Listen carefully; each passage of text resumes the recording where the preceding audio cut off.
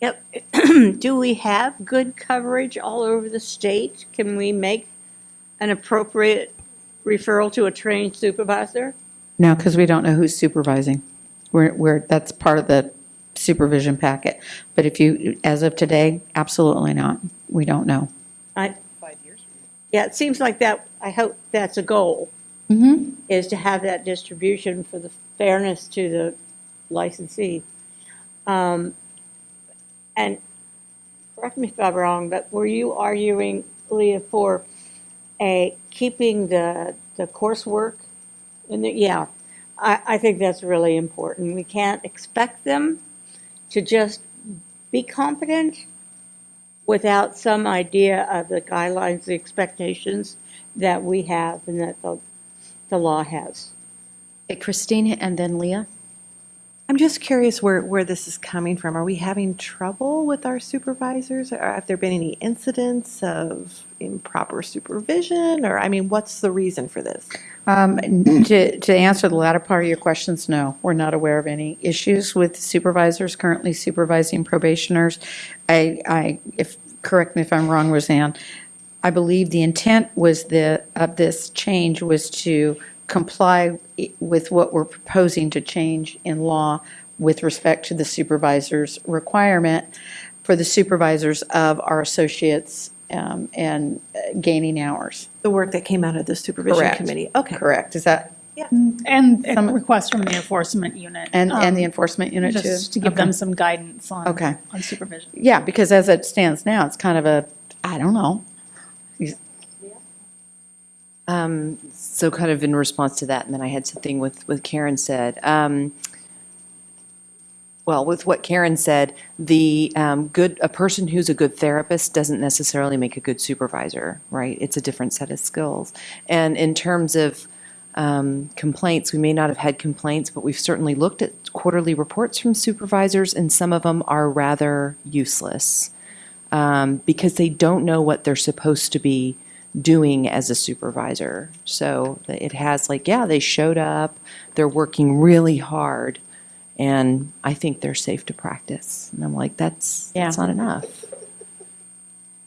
And would you like to make a comment? Please introduce yourself. Hi, Darlene Davis. I'm a LMFT LPCC, but I'm going to speak on behalf of the Ethics Committee, Camp Ethics Committee. And I know that when we're looking for a supervisor for people that violated ethical complaints, we look more towards what is the specialty of that person that's going to be the supervisor versus that they are a supervisor. There are also supervisors that don't know how to supervise very well. So that concern, I think, would be more of instructional from the BBS of what we expect from you in the report. Because a lot of the complaints, I think, that come through the BBS are working with children, divorce, boundary issues, drug and alcohol.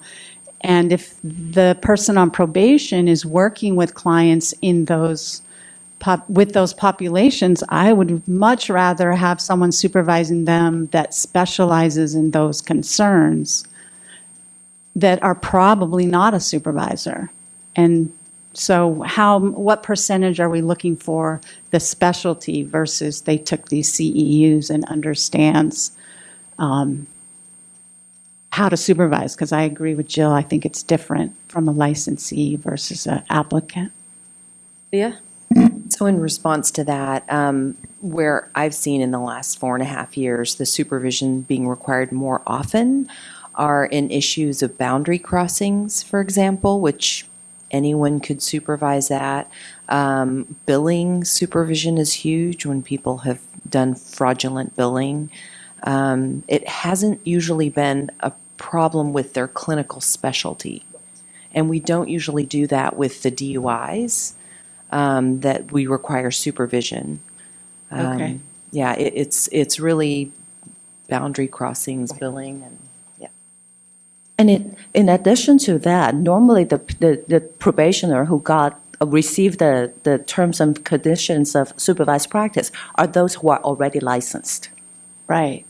So so it's really, you can't really argue to have an unlicensed person to supervise a licensed clinician or a licensed licensee. So. Oh, yeah, I didn't mean, yeah.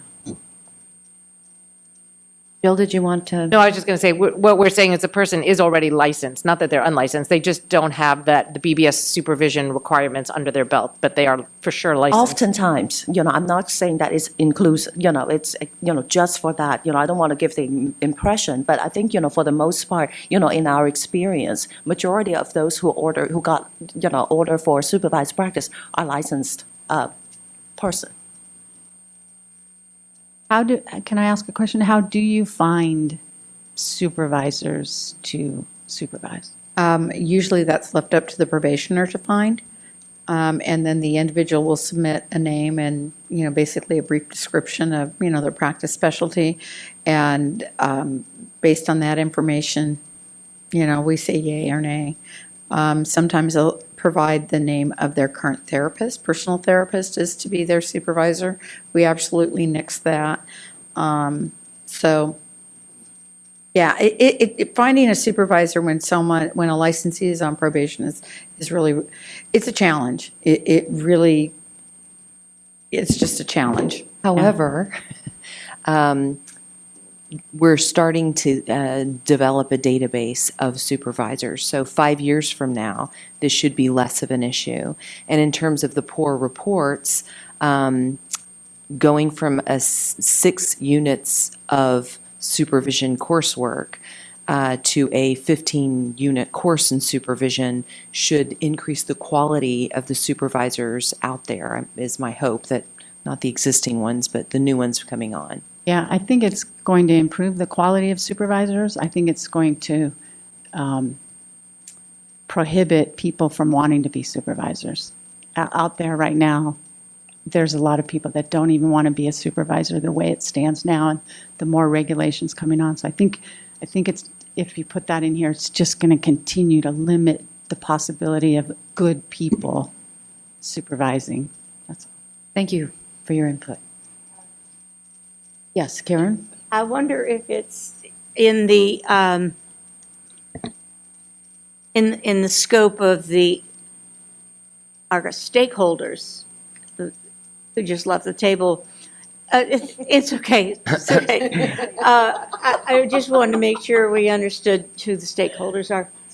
If they ever put a notice in their publication about you want to be a supervisor, contact or look the BBS website, see what the requirements are. Because it is a paid, I mean, not paid by us, but it is a paid position that we're soliciting for. So CAMP actively promotes supervision or meeting the requirements. We actually offer supervision courses that are quite well attended. We believe that people who get more training are going to be better supervisors. So we are absolutely supportive of people becoming supervisors. And again, I would distinguish that from this case because the vision for that is that these people are supervising people gaining their hours of experience versus this scenario is supervising a licensee who has gotten into trouble. And that's sort of the crux of my position here, is that we absolutely think supervisors need to have requirements and training. And like I said, we advocate it. We have a certified supervisor program ourselves, so we believe strongly in lots of training.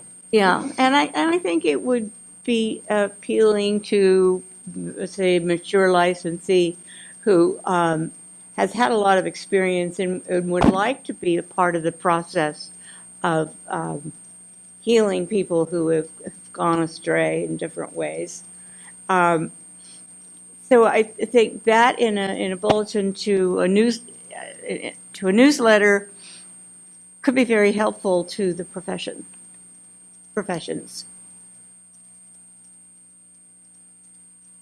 Any other discussion that is germane to the consideration that we're talking about? Yes, Kim? So after hearing those concerns, I'm almost wondering if I'm envisioning a situation where an individual is not able to find a supervisor and has demonstrated a good faith effort in doing so. Is the board willing to consider a deviation from what's specified here? Okay, and if so, I think if Kim, that's, how would you document the good faith effort? Well- That would be my concern. here's the deal, they would have to, because they have to already provide a list of potential supervisors for our consideration. In the event they're not able to do so, but they could list who they've contacted and what the response was. I don't know what I can do, but this person is willing, but doesn't meet the statutory requirements to become a supervisor. Could this person, they've been licensed, let's say 10 years, is willing to provide me supervision? Do we want to craft a provision in here that we would consider in the event of, because you're not trying to set them up to fail in supervision. So if in the event of a hardship, I mean, would we be willing to, and I think that we might be, but I'm wondering if we need to craft that in the language? May I Or make just have that as a policy of the board? May I make a recommendation then? I think that the board seems willing and. No. The board does not seem willing. Well, let me finish. Okay. Willing to look at this again. And perhaps we could have this either go back to the P&A committee and have, and then have further discussion on this for its crafting. And Leah, that would, since you headed up the supervision committee for 2.5 years and is very knowledgeable about any kind of crafting or wording that might change this in one way or the other, as almost, to work with the P&A committee. I think that because we're sitting, I don't know that we want to sit today and try and recraft or redraft this, but I think what we need is perhaps a vote on whether we'd like to send this at least somewhere. And I do want to include the members of the board that are experts in this field to make sure that when it comes back to the board, that it's already been looked at by those people who helped craft it to begin with. Does that make sense? Instead of, I think we could be here until tomorrow working just on how to possibly, we don't necessarily know, but possibly recraft or reword this. And then actually at our P&A, we also have our stakeholders there as well so that they could weigh in with their input. Yes. So my thought is, if we decide we need to create language for that, I agree that maybe we need to postpone it and take it out of this particular deal. But we may not get to that point. And if we could spend 5 more minutes talking a little bit more about it, just my hesitation with putting that in there is people taking a shortcut. We have a video conferencing option, and there are, I don't know how many supervisors in the state. I mean, I'm not completely against it, but I just know people take shortcuts, and that's my concern, that they'll throw some names out there of people they know that wouldn't do it so that they can have their friends supervise them, even though we don't know that they're a friend or something. Then Karen? I'm concerned about the rulemaking process timeline. So I am really thinking that, we should, look at this entire package, and move forward. And second, it seems to me that it is a future agenda item.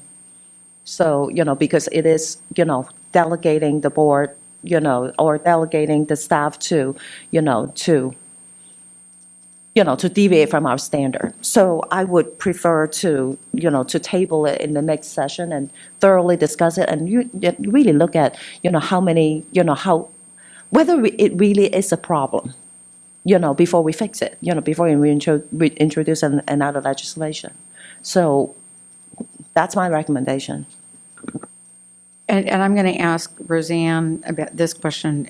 So what if we would, and the board as well, what if we left the supervised practice as is currently, no change, and left that in the current rulemaking package with the idea to come back and look at this after the statutory requirements to become a supervisor actually become enacted? And then, which would, if things go well, that would be next year. And then that would give us some time to do a little bit of research to see if perhaps getting a supervisor is problematic as what may be being discussed here, and then to see if it's really, if this really meets our needs. Because if we need to go back and revise these guidelines, then that's another rulemaking, correct? I mean, Yes. What I don't want to do is torpedo what we're doing for this one section, because we do need the other components moving forward. Well, if we left the supervision, changes to the supervised practice out for now, and we'll need to go through this section to figure out exactly what we're going to not do, because there's several things going on here. But so we would run the rulemaking proposal. That would be about a year to year and a half before it became effective if everything went smoothly.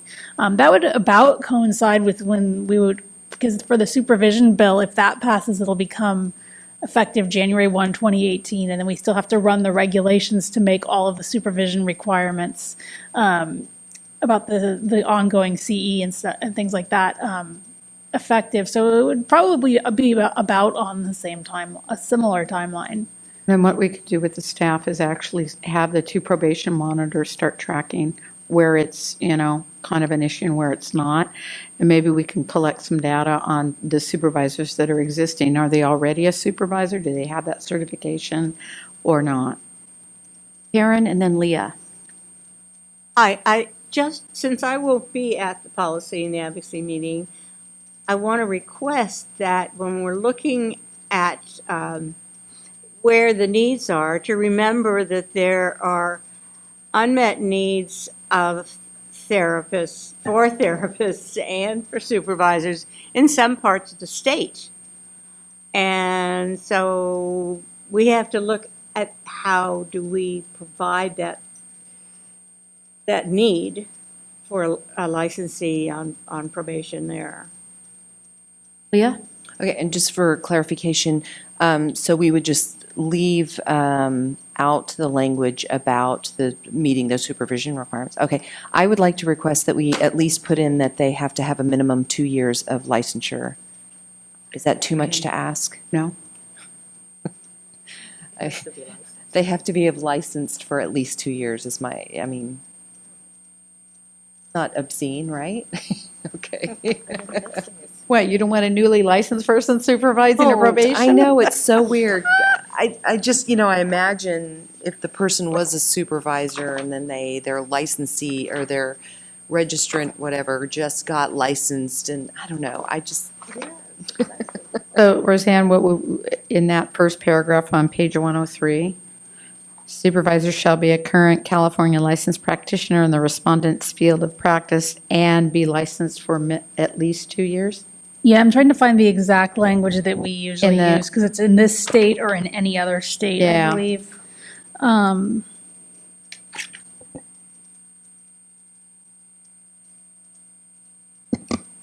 But we could craft it so it fits.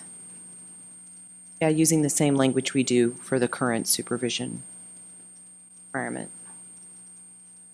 Okay, so what I would propose is looking at page 103 and 104, because the supervised practice section kind of slides into that page. So the very first paragraph, second sentence, where it says the supervisor shall be a current California licensed practitioner in respondent's field of practice. We would strike the "and shall meet the requirements to qualify as a supervisor specified in statute." And after it says, okay, so it says the supervisor shall be a current California licensed practitioner in respondent's field of practice and shall have been licensed for at least 2 years in this state or any other state.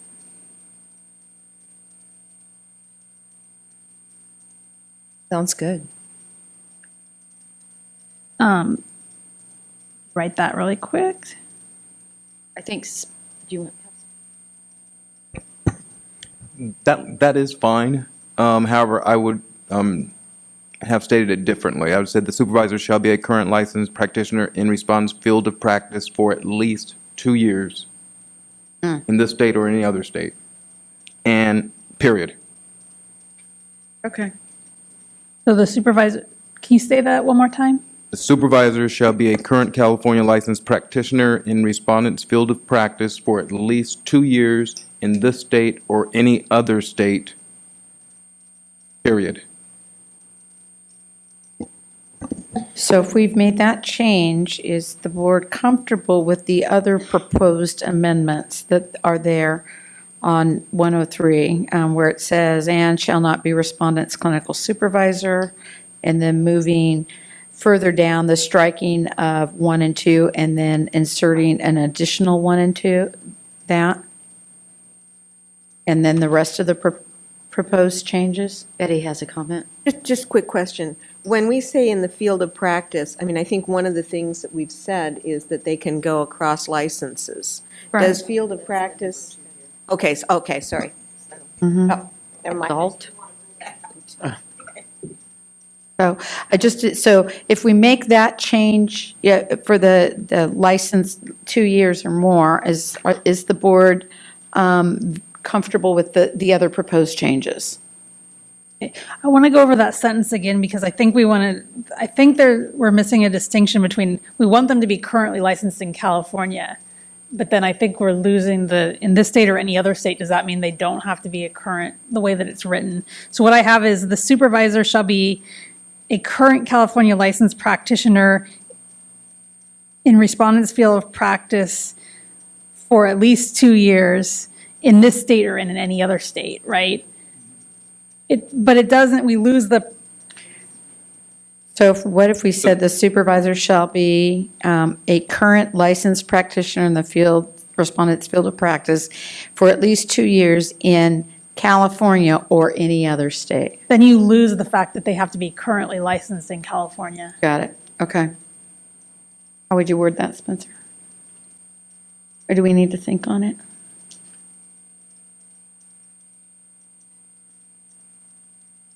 What if they worked in another state and they were licensed for several years and then they moved to California and they become licensed by the board?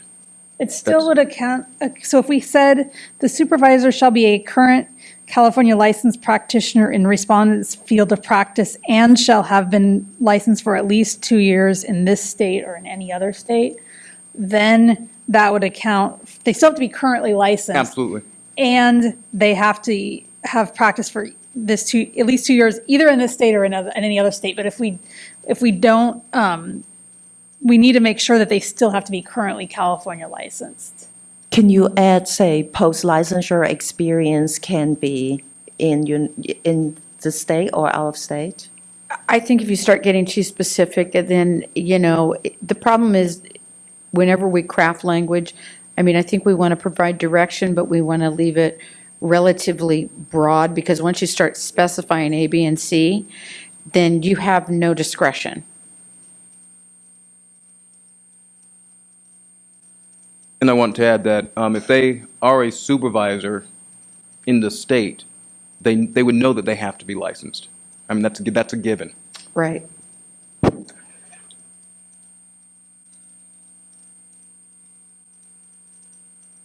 So Basically, we want them licensed in order, yeah. They know that, yeah. I know that, but we have to specify that in the law because otherwise somebody will try to not have to be Right. licensed. We can get a newly licensed, somebody who's California educated, got their experience, newly licensed, woo-hoo, I have my full license, let me supervise you, Deborah. And then we look and they've been licensed fully for 6 months. And I've seen it in supervision of registrants. So I think we got to make that distinction, the 2 years. Leah? I really trust counsel and Roseanne to work this out outside of here. Okay. I trust you all. Let's move on. Given that, is there any other discussion? Okay, moving on.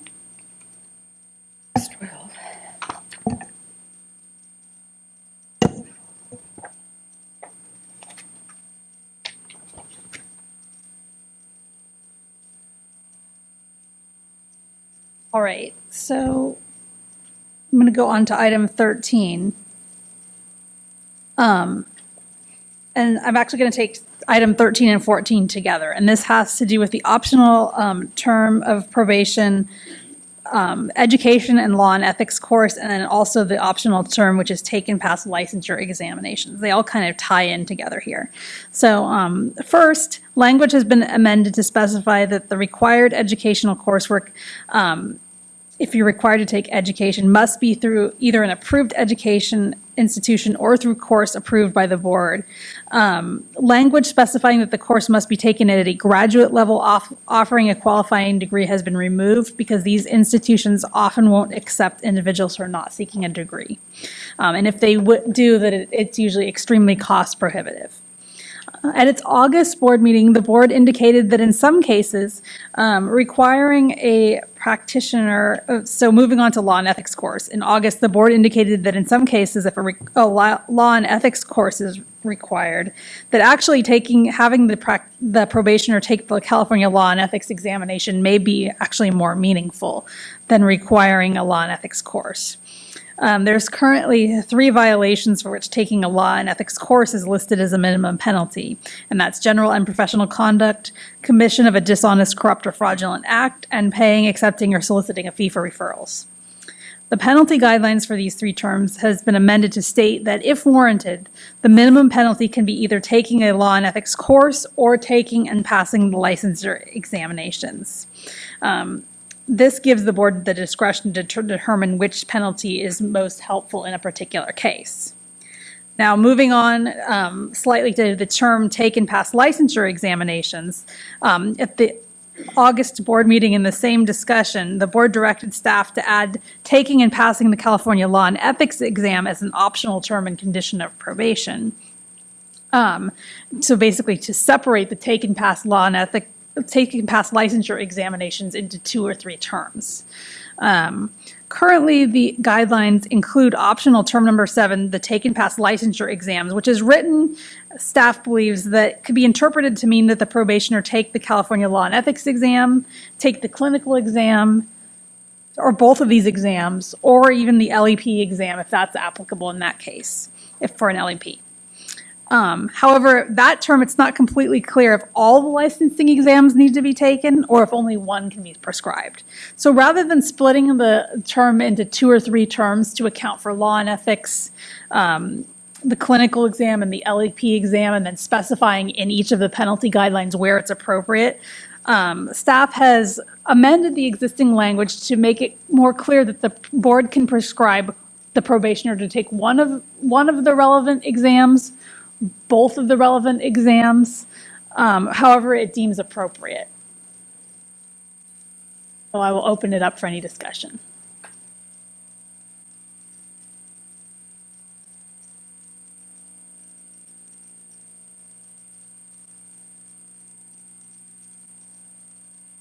Sorry.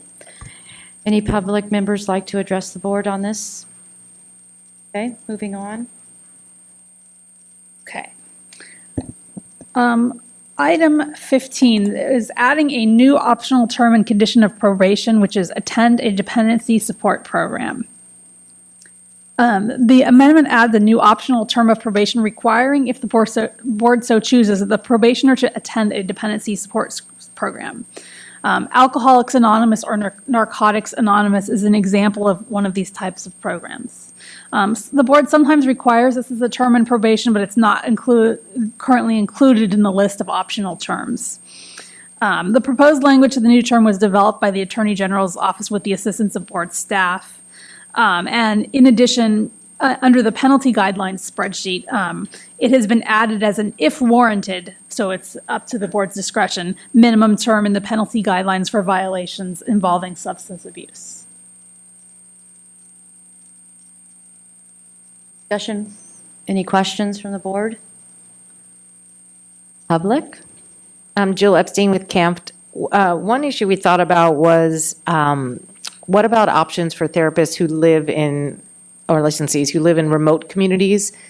How would they comply with this? I'm not familiar enough with these kinds of programs. Are they so widespread, or can someone participate virtually, or could that be an option? Generally, when they go to these things, they have to sign in sheets, the dependency support, and so typically what we do is we ask them to provide proof of compliance. That would be a copy of the sign-in sheet. The reason partly that we're adding that terminology is we don't really want to specify what support program that you go to, because maybe you're already attending one, it's working well for you, but if the board says, hey, no, you need to go to AA, then it's kind of conflicting. So that's more the broader scope of that. But could someone comply virtually? So what happens when if you live in an area where there is not a dependency support group? I think I can speak for the more remote area. They have AA and NA meetings pretty, it's everywhere. And they may not be as frequent, as in the metropolitan area, but, they have meetings all the time. Yeah, the availability is not an issue. Yeah, this isn't something that people complain about. They complain about doing the testing for biological fluids. That is more difficult. Many times people who are remote would have to drive an hour to do that, but I've never heard any complaints about this. Okay, Yeah. thank you.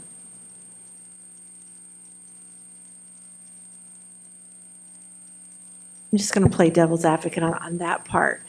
I live in the Palm Springs area. It's not necessarily remote, but I do know that, there are some types of 12-step programs that they're not offered very often. So I just wanted to ask him if it did come up, there's only one NA meeting a week you want me to attend to, it'd be okay to attend one Alcoholics Anonymous meeting and one NA meeting. I mean, you'd do that, right? I mean, the dependency support is their choice. We just want them to be in a program where they are kind of working through whatever they need to work through.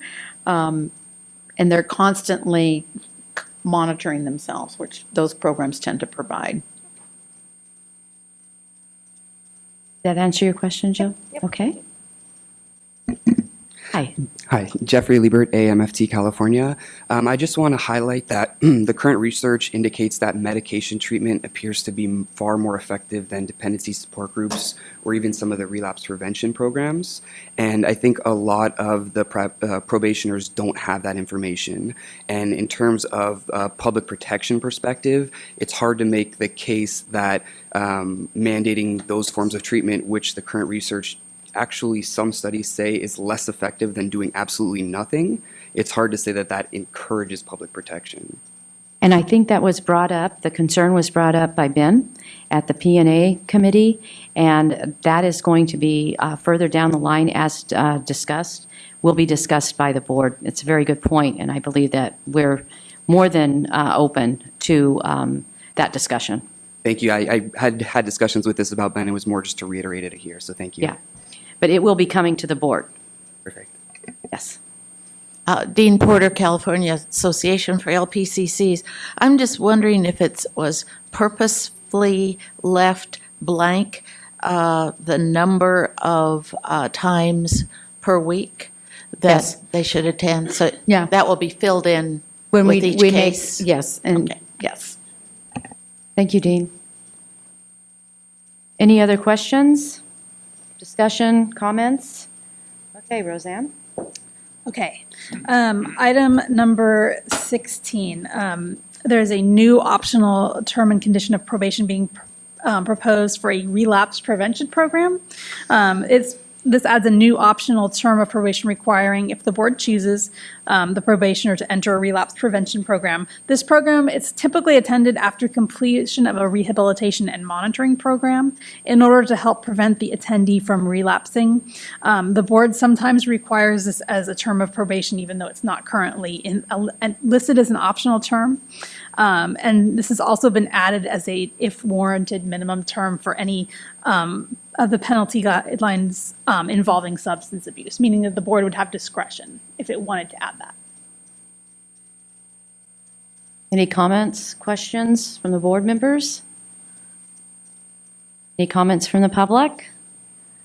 Okay, thank you, Roseanne. Moving on. And then I want to move back really quick to page 103 under supervised practice, because Spencer has let me know that if we don't approve the exact language today, then we can't move forward with the proposal. So I just want to read the sentence again that him and I have crafted to make sure that everybody approves of it. And this has to do with supervised practice, and that the supervisor the supervisor meet certain qualifications. So instead, we're striking the supervisor needing to meet qualifications in statute, and the sentence is on page 103, second sentence, under number 5, would read, "The supervisor shall be a current California licensed practitioner in respondent's field of practice and shall have been licensed for at least 2 years in this state or in any other state." Okay. All right, so that will be, or any other state. Okay. The any other state part makes it consistent with our other requirements. We're currently updating, we've been updating our law for that 2 years so people can come in if they're licensed, get licensed here and supervise if they have a lot of experience. Okay, everyone good with that? Thank Okay, you. moving on. Item number 17 on page 65. We're amending a standard term and condition of probation, failure to practice tolling. This term of probation currently states that if a probationer does not practice for a total of 2 years, his or her license or registration will be automatically canceled. DCA Legal had pointed out that there was a 2006 case involving the medical board, and a court ruled that this term that the medical board also had violated the constitutional right to due process if there was not a hearing. Therefore, this sentence must be removed. DCA Legal has proposed it be replaced with a sentence that states the following. Absent good cause, the failure to practice for a total of 2 years shall be a violation of probation. Discussion, questions of the board? Any comments or questions from the audience? Public members? Okay. Dan?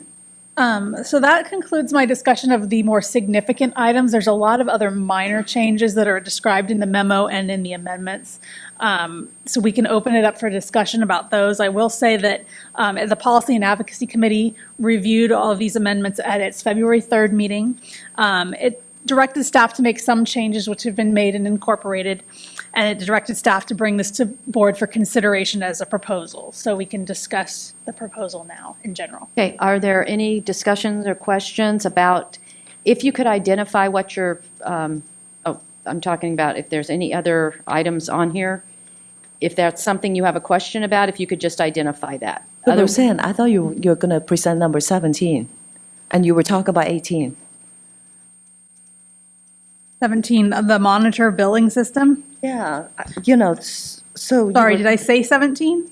No. Yeah, Okay. you did. I So I meant was a little confused about, the. I meant 18. That was the failure to practice okay. tolling. Okay. So the monitor, 17, sorry, I looked at the wrong one. The monitor billing system is making it a probation violation. Failure to pay for a billing system monitoring in a timely fashion is a violation of probation. And that's making it consistent with what's already in the law for monitoring a billing system audit. So that's a pretty technical minor change. The one I was speaking about, the failure to practice, where you don't practice for a total of 2 years, your registration is automatically canceled, and the fact that we can't do that, that was number 18. So I apologize for that confusion. Okay. Leah, do you have a question about an the? FYI, page 106, respondent has it's misspelled, so just a typo.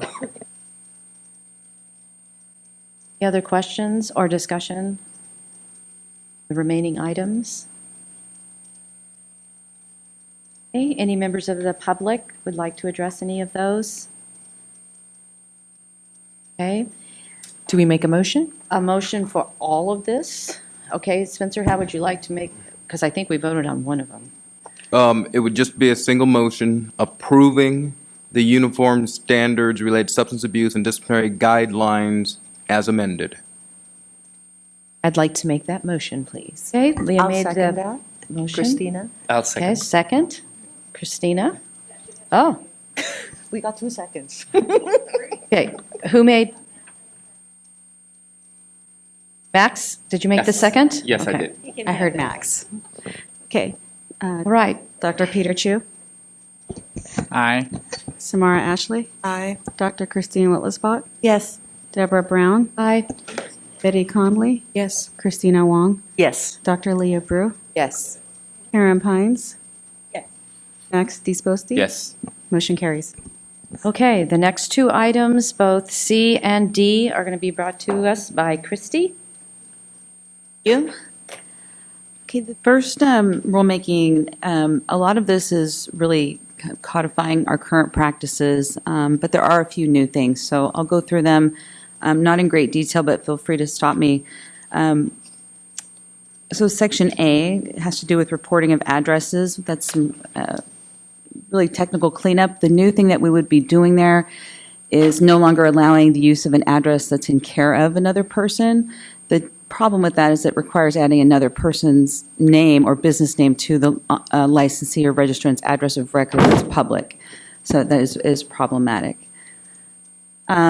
Section 2 here regarding reporting of telephone numbers and email addresses. Right now, we ask for an applicant's telephone number and email address on their application to become licensed or for a registration.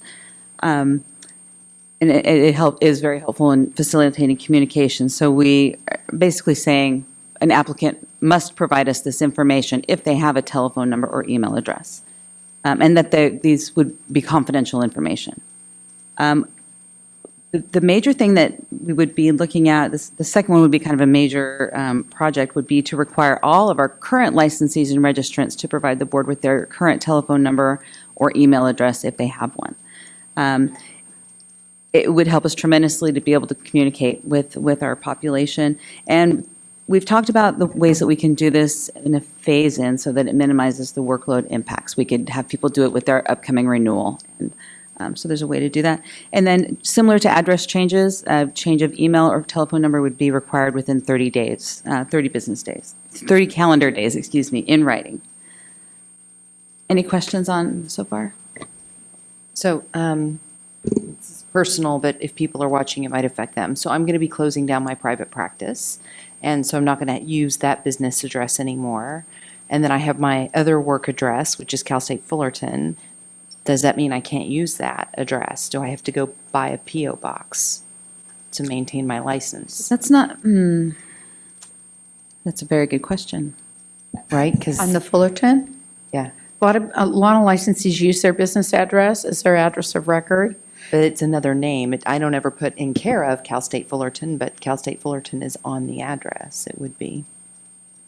I'm looking at exactly how I wrote that language. Because that means I got to go get a P.O. box and start spending monthly on something I'm not earning income on. I think, I'm just saying. No, actually, That's what the way that this law has changed. Well, I think actually the way that I wrote the language, all it says is that addresses denoting in care of or C/O shall not be accepted. Okay, so as long as I- you don't write that down, you're fine. Like that's, Right. I mean, if Spencer, do you agree? Yes. Okay. Thank you. Okay, so that resolves that. just a note, because I went through that too. I'm actually seeing veterans, and the city wanted to tax me, and I'm not, it's voluntary, I'm not charging anything. So I had to send my husband, the lawyer, to the city tax office and explain. And explain what I was doing, and they said, oh, fine. But I'm using the office of a friend. She has an extra office, and I use it for a very limited amount of time, and she's not charging me, and I'm not charging them, so I have an address. But I'm just warning you, the city where you live might come after you with, months of charges, unless you personally visit them, off their rolls. Thank you. Any other comments? Questions? Okay. Okay, I'm going to move on to talking about all of our different various applications for registration, licensure, renewal, variety of things. So again, a lot of what I'm going to be talking about here are things that we already do, but that really should be set forth in our law. Things like you must, provide us with a telephone number. Our law doesn't say it, but it is a standard thing, and we really should be clear on what we're requiring of our applicants in our law. So, and this was something that was recommended by our prior legal counsel, that we just get this documented. It's a good practice to follow. So in terms of an application for registration or licensure, that's the first group I'm going to be talking about. And one of the things that we ask for is a passport acceptable photograph taken within the past 60 days. So that's something that we want to put into our law. And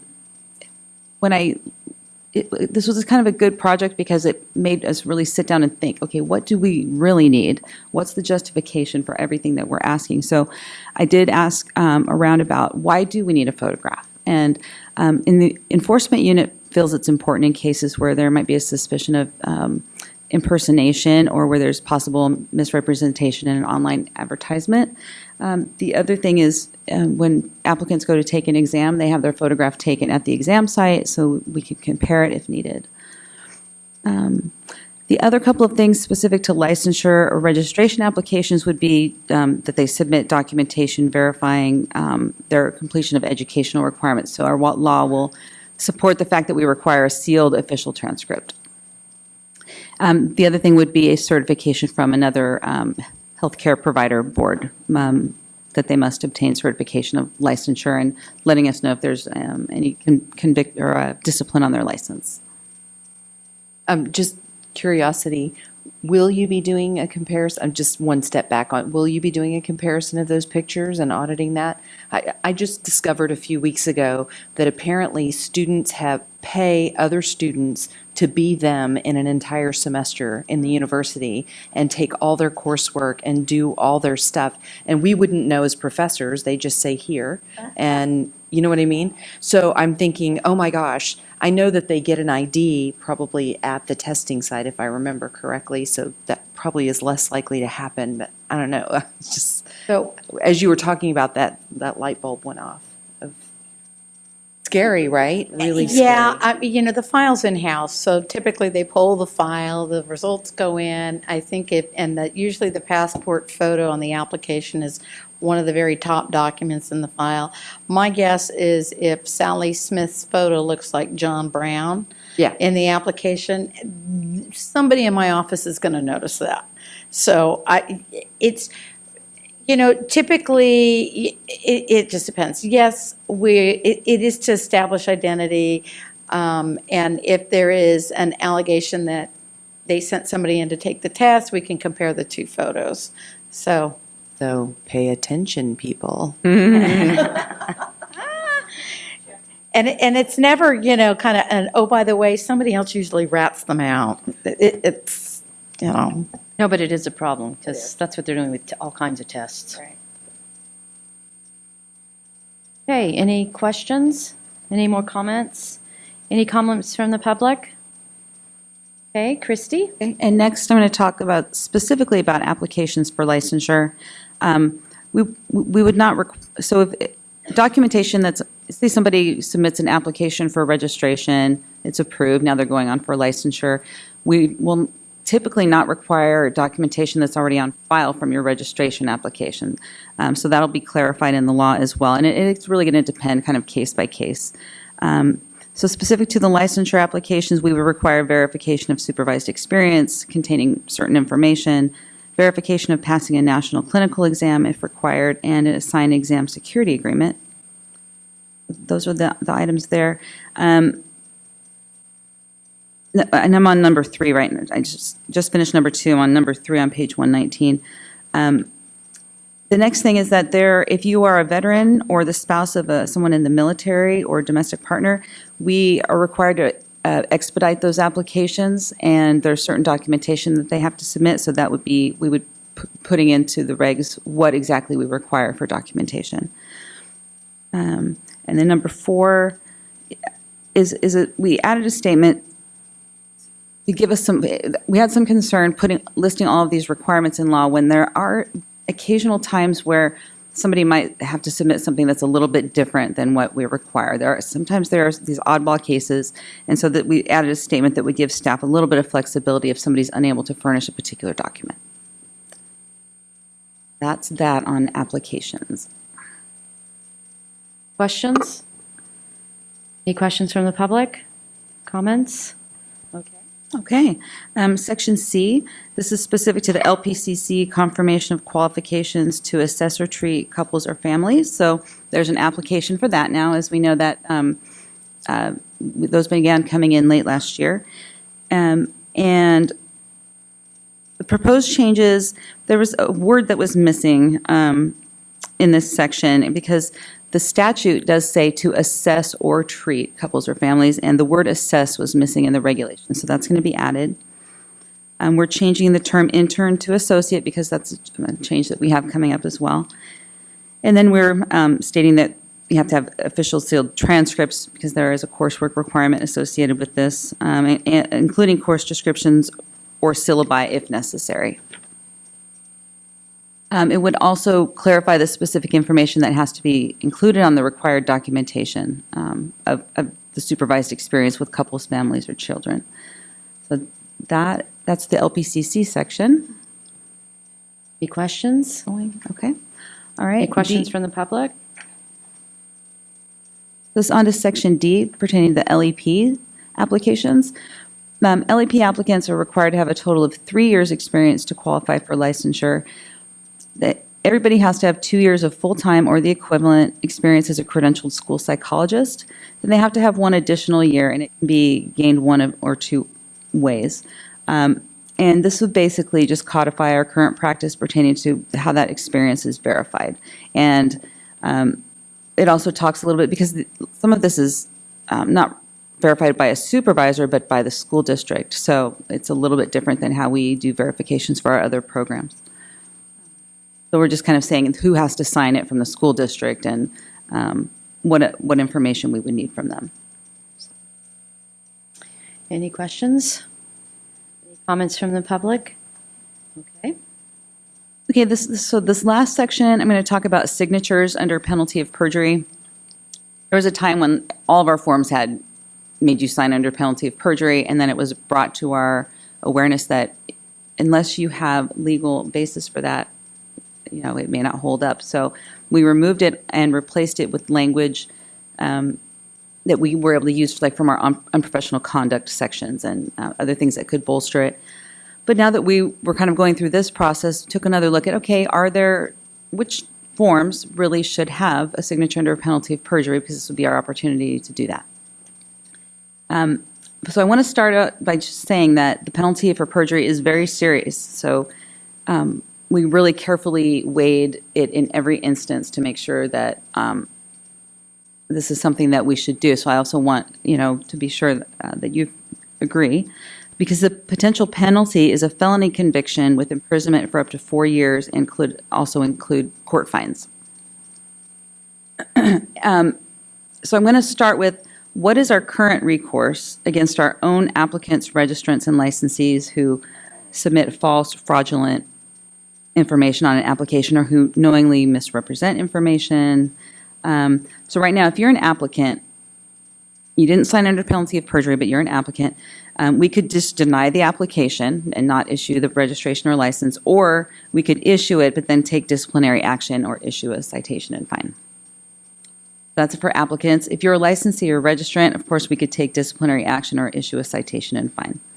So that's what we can currently do. So what we're proposing is for requiring a signature under penalty of perjury would be the applicant, when the applicant signs their license or registration application, and the rationale is that they have to respond to questions pertaining to convictions, discipline, license discipline in other states, and substance abuse.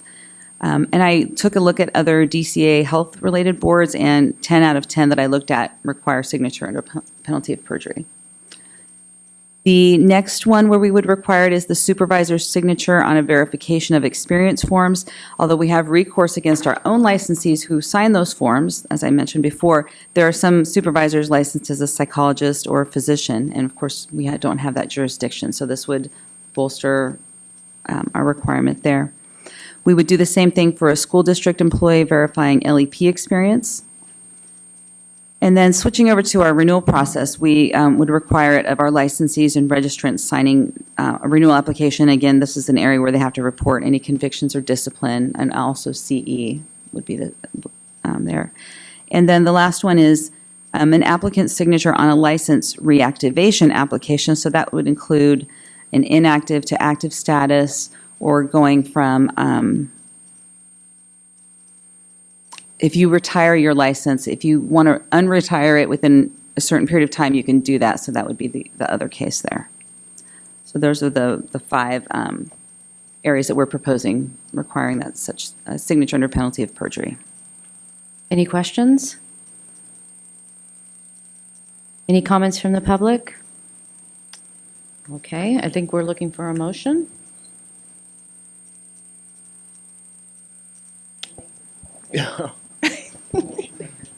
The motion should be to approve the proposed rulemaking language related to filing of addresses, confirmation of qualifications to treat couples and families, experience equivalent to 3 years full-time experience as credentialed school psychologist, and direct staff to commence the rulemaking process and delegate the authority to the executive officer to make any non-substantive changes and take all steps necessary to complete the rulemaking file. I'll make that motion. Okay, I haven't called for it. Let me call for the motion. Oh, Okay, so is there a motion? I'll make the motion. Okay, Christina moved. Is there a second?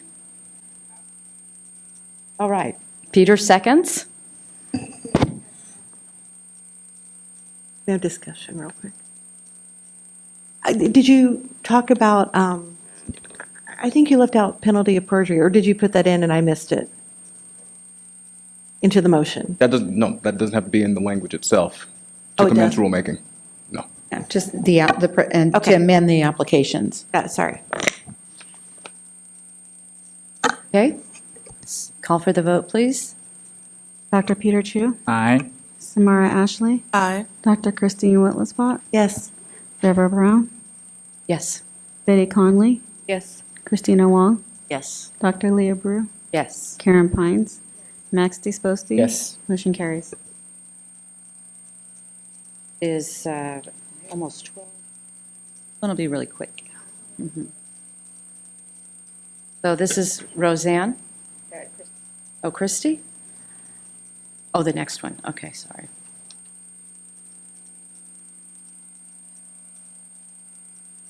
Are we ready for me? Okay. Yes. Yeah, we're on item D. This is really a technical clarifying change.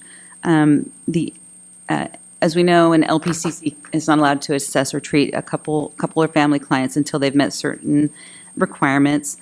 So one of those requirements is 500 hours of experience with couples, families, or children. And so in order to allow an LPCC to gain that experience, we had put an exemption in the law that, you can treat couples or families under supervision if you're gaining those 500 hours.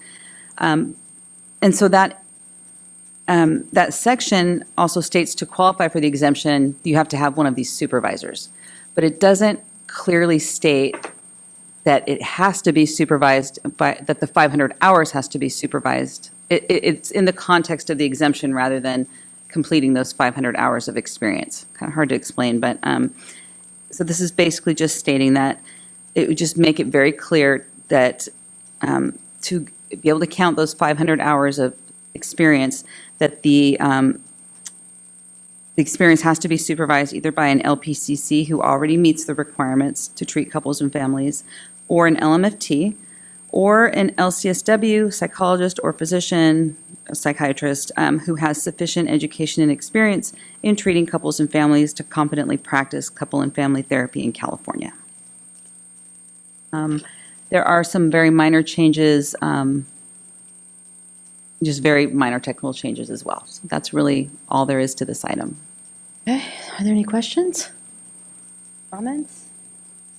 Anyone from the public like to make a comment? Okay. You have the appropriate way to word this motion.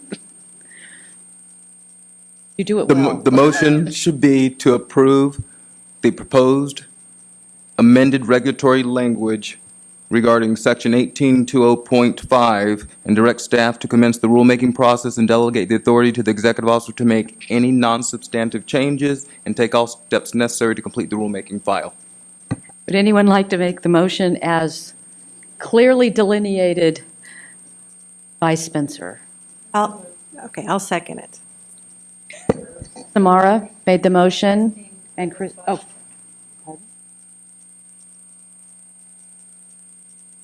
Okay. So, okay, Samara made the motion, and Christine second. Okay. Dr. Peter Chu, Aye. Samara Ashley, Aye. Dr. Christine Whitlisbach, Yes. Deborah Brown, Aye? Eddie Conley, Yes. Christina Wong, Yes. Dr. Leah Brew, Yes. Karen Pines, Max Disposti. Yes. Motion carries. Okay, is it the pleasure of the board to take lunch now? Okay, yes. All right, so we are now going to go to lunch. It's about 12, what is it digitally? 12:02. We are going to adjourn to lunch. Be back by 1:15. Does that work for everybody? Okay, return and resume at 1:15. Pardon? Oh, we have to put it in the back, don't we?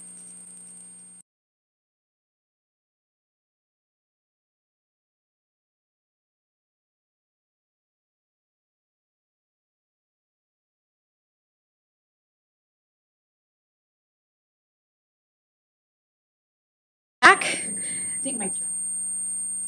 to the Board of Behavioral Sciences. It is approximately 1:27.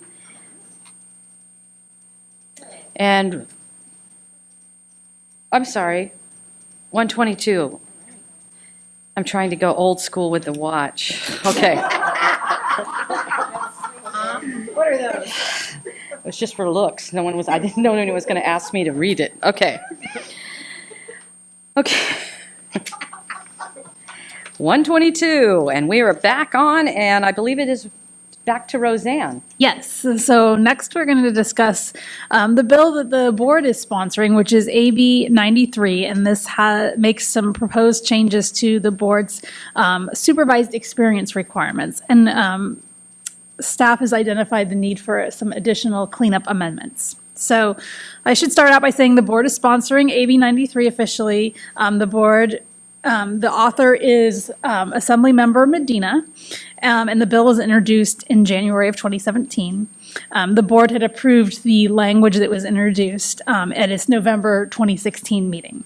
And so we've taken a look at the language, the way Legislative Council drafted it, and we've identified the need for some minor technical amendments. Now, I will note that there's two sets of amendments attached here. Both of them are up for approval. The first is Attachment A, and Attachment A is the actual bill, but the amendments that we would like to propose to be added to the bill are shown in green text with underline or strikeout, and it's highlighted in yellow, so it's really obvious. So that's Attachment A. Those are sections that are already existing in the bill that we'd like to amend. Attachment B are also amendments, but they're new sections that we're proposing to bring of our existing law that we're proposing to bring into AB 93 because there's either an incorrect reference or something like that's as a result of the changes that we're making. So I'm going to be going over the changes that are in both. So they kind of fall into a few general categories. The first is that there's been some renumbering. Specifically, there's been some large sections in AB 93 that are being broken up into smaller sections, and this is causing some references in existing law to need to be renumbered. So we've gone through our entire licensing law and identified those instances and are proposing to add those to the bill. Another cleanup item that's needed is title designations. We are in the process of next year, the intern title is going to be changing to associate. And so we've gone through any section that we're amending and made that switch. We also looked, because AB 93 changes the definitions of associate and applicant for licensure. What we did is we went through the entire board statute, and looked at references to associate, applicant for licensure, intern, supervisee, trainee, and we made sure that the reference in context was accurate in what we were getting to. We need to make sure that we're referencing the correct where we are in the process with what we're calling the person. And so we've made some changes there where appropriate. We had a request from our our licensing unit to make some clarifications regarding the 90-day rule. And since we're amending that section already, we thought it was appropriate to put that amendment in. It's minor. Basically, the 90-day rule, basically, once you graduate from your degree program, you have 90 days to submit your application after your degree is posted, and then you can count those hours while the board's processing the application. There's sometimes some confusion about how the book ends. When does the 90-day rule end? And right now, the law just says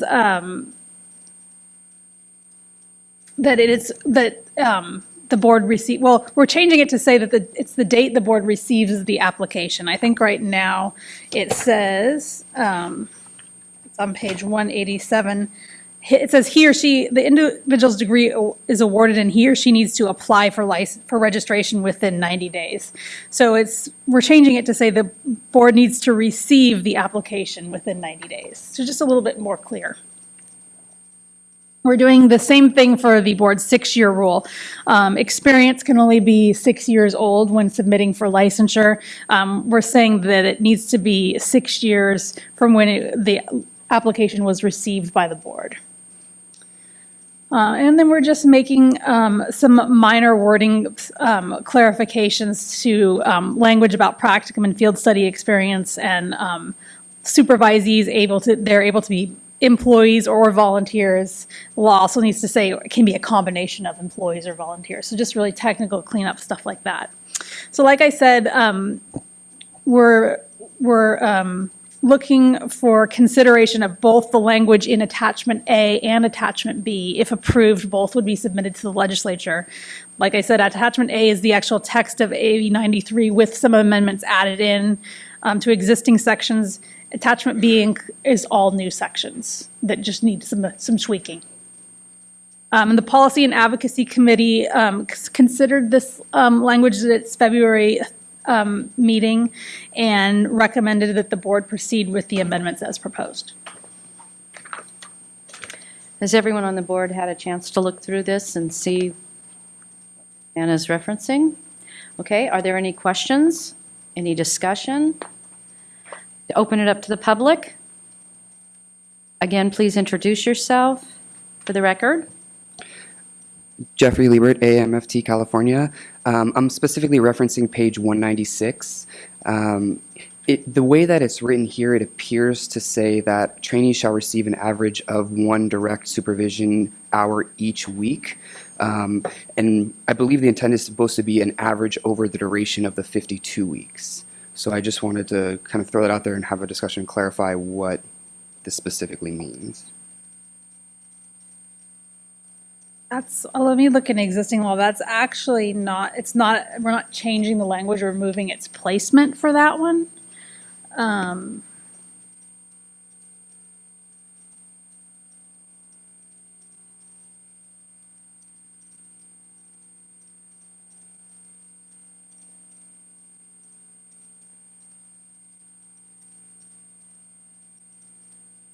So your concern is instead of week, it's average?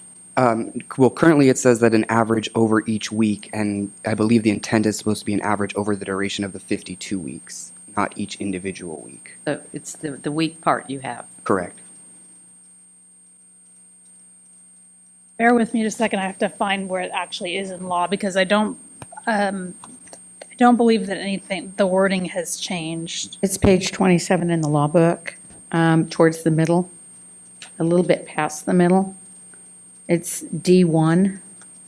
There it is. So trainee shall receive. Oh, it does say in each week.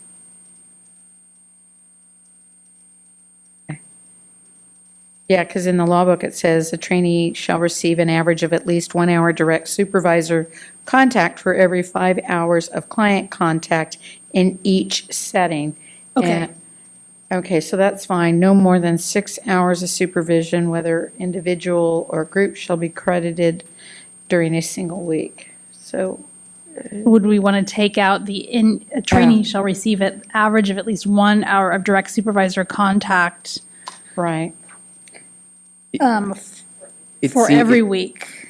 It seemed like the way you distinguished the difference, Kim, was that in each setting versus in each week. Right. We're using in that first sentence in the law book, it currently is defined in each setting, but in this language here, it says each week for every 5 hours of direct clinical counseling that is performed in each setting. So,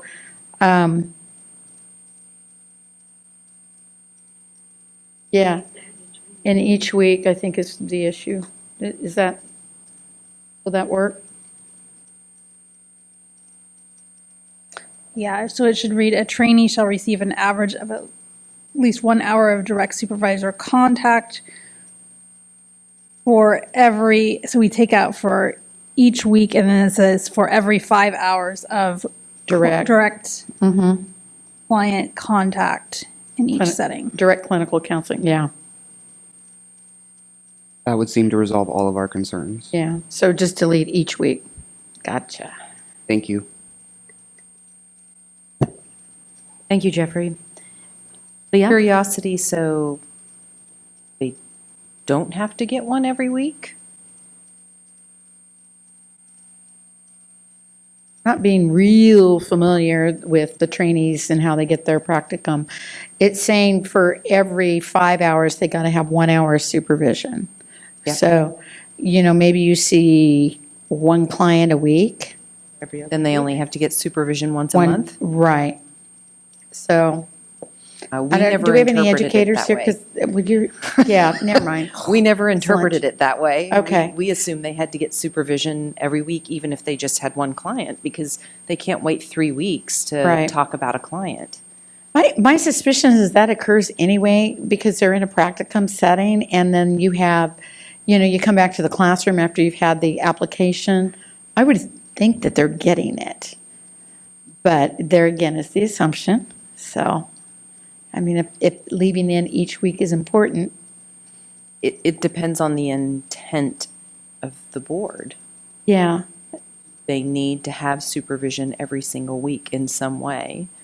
Or is it okay if they get supervision less often if they don't have very many clients? I think I might be able to address that. If you look at A, that precedes the one where the language is being changed, it says, except for experience gained by attending workshops, supervision shall include at least 1 hour of direct supervisor contact in each week, for which experience is credited as follows. And then the way trainees are addressed, it can be averaged. That next one is saying that it can be averaged. So I think it's. So they are getting the supervision once a week based on subsection A. That's my understanding of how. That's how I that's would applied. interpret that too. Because it says, it's beginning with the word shall include, which is not permissive at all. 1 hour of direct supervisor contact in each week for which experience is credited in the work setting. So in their practicum, if they want to count those hours, then they're going to have to see their supervisor. That week. One Yeah. is, and subdivision one is like for it's your ratio. So it's that additional supervision that I think can be averaged over that. Right. The period. Thank you. Oh, okay. Yeah, if you look at that separately, it looks like, you can have it whenever you want. But no, it's not the intent. Any other discussion or questions from the board? Okay. Want to make,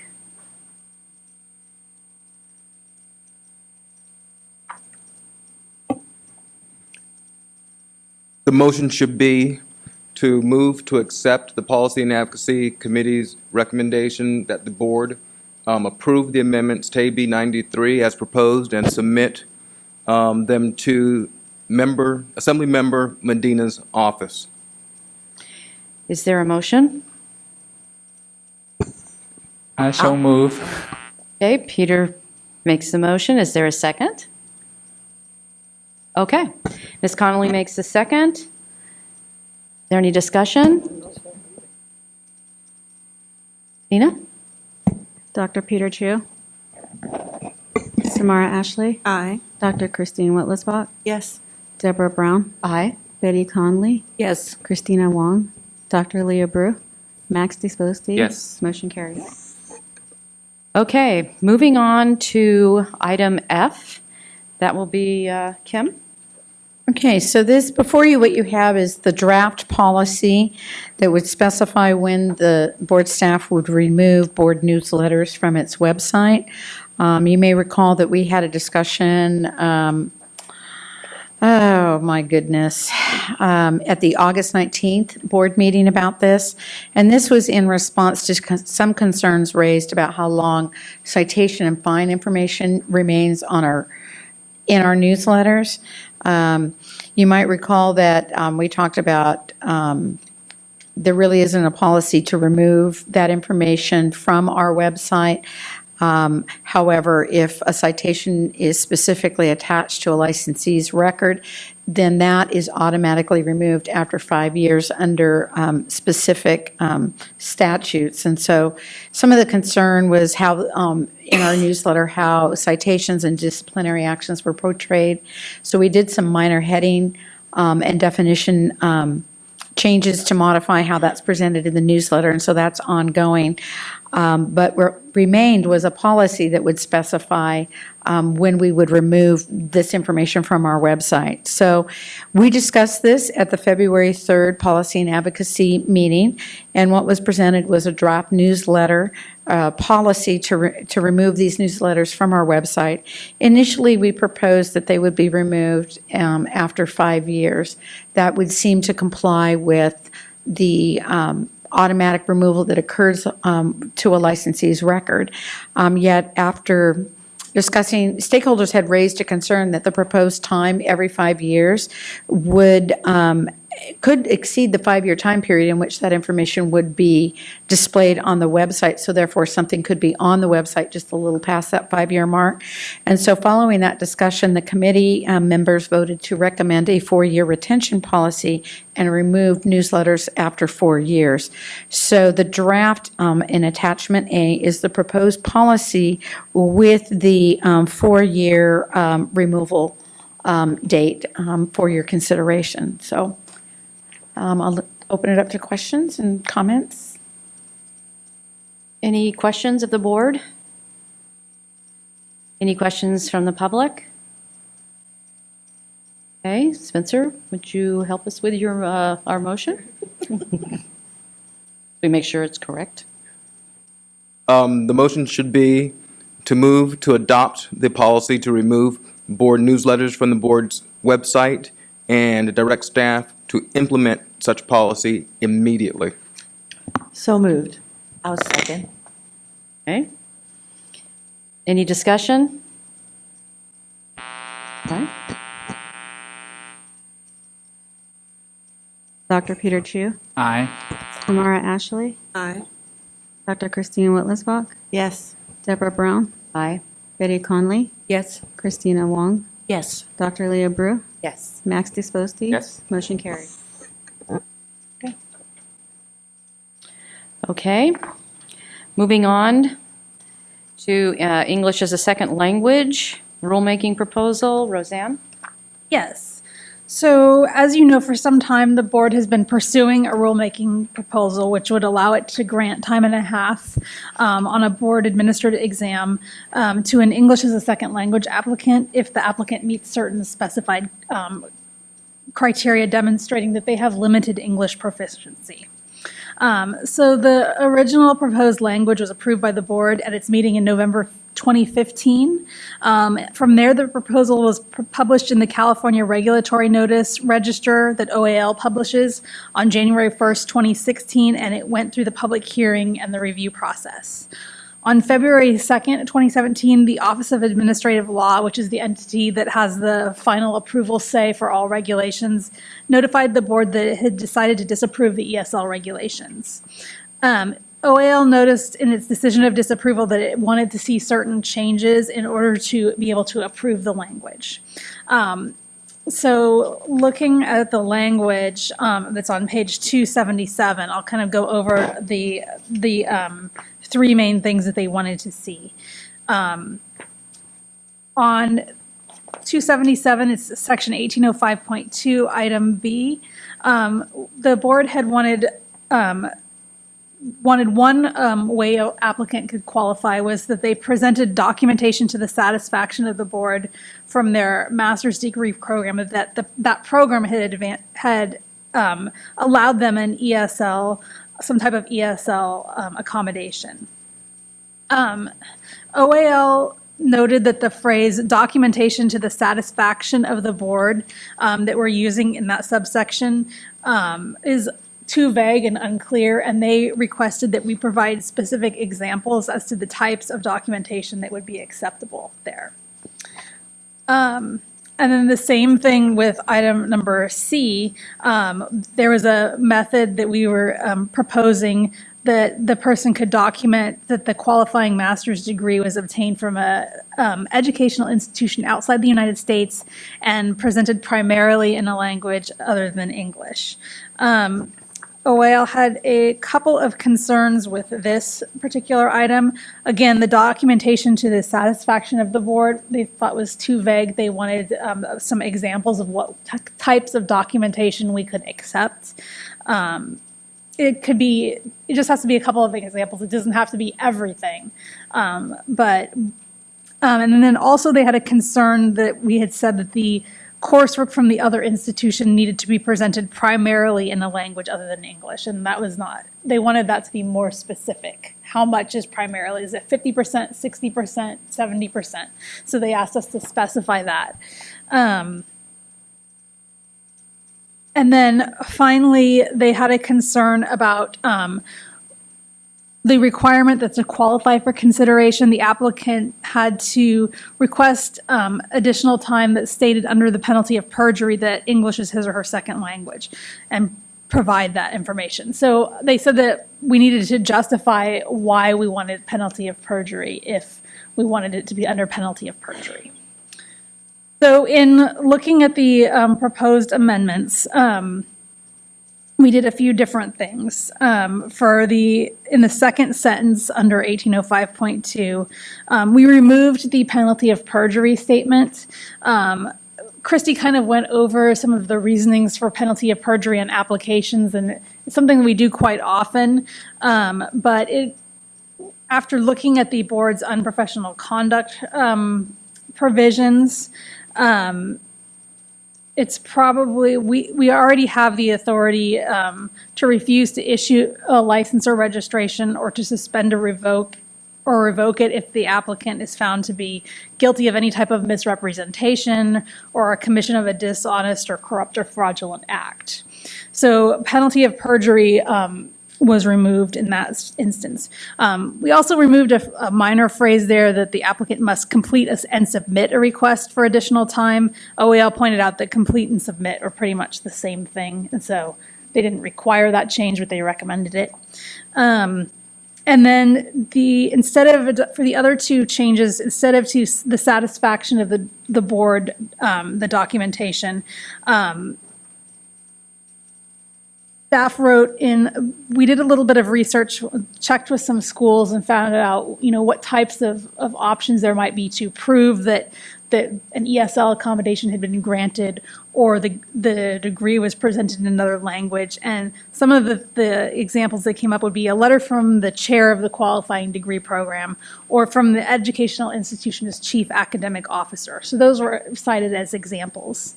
And then finally, for the requirement C, where the coursework needed to be presented primarily in a language other than English, the word primarily was struck, and we specified that at least 50% of the coursework would need to be presented in a language other than English. So there's two attachments into this proposal. You see attachment A, which we've already discussed, the proposed language, and then attachment B, which is a supplement to the initial statement of reasons, which explains the rationale and anticipated benefit for each of the proposed changes we've made. That will need to go out as part of a 15-day notice to add to the rulemaking proposal, both to change the language and to do the supplement to the ISOR, the initial statement of reasons. The board has until June 2 of 2017 to resubmit the proposed language for consideration. So what will happen is if the board approves the newly proposed language today, we will hold a 15-day public comment period.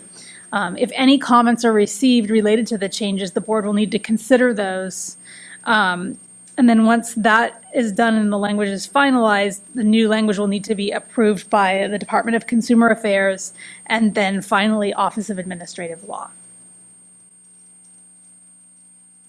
Okay, Peter? Yeah, Roxanne, I just have a question. In attachment A, under section B and C, they both said acceptable documentation includes, but not limited to a letter from the chair, so on. It doesn't really say what the letter should say. So is it my understanding that the letter should say English is the second language for the applicant? And it's not clear to me. It would be acceptable documentation. They would need to write a letter documenting that, yes, that it was additional. They had granted some sort of ESL accommodation.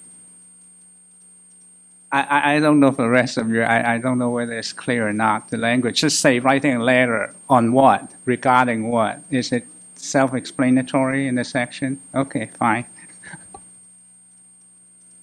Any other questions? Any comments from the public?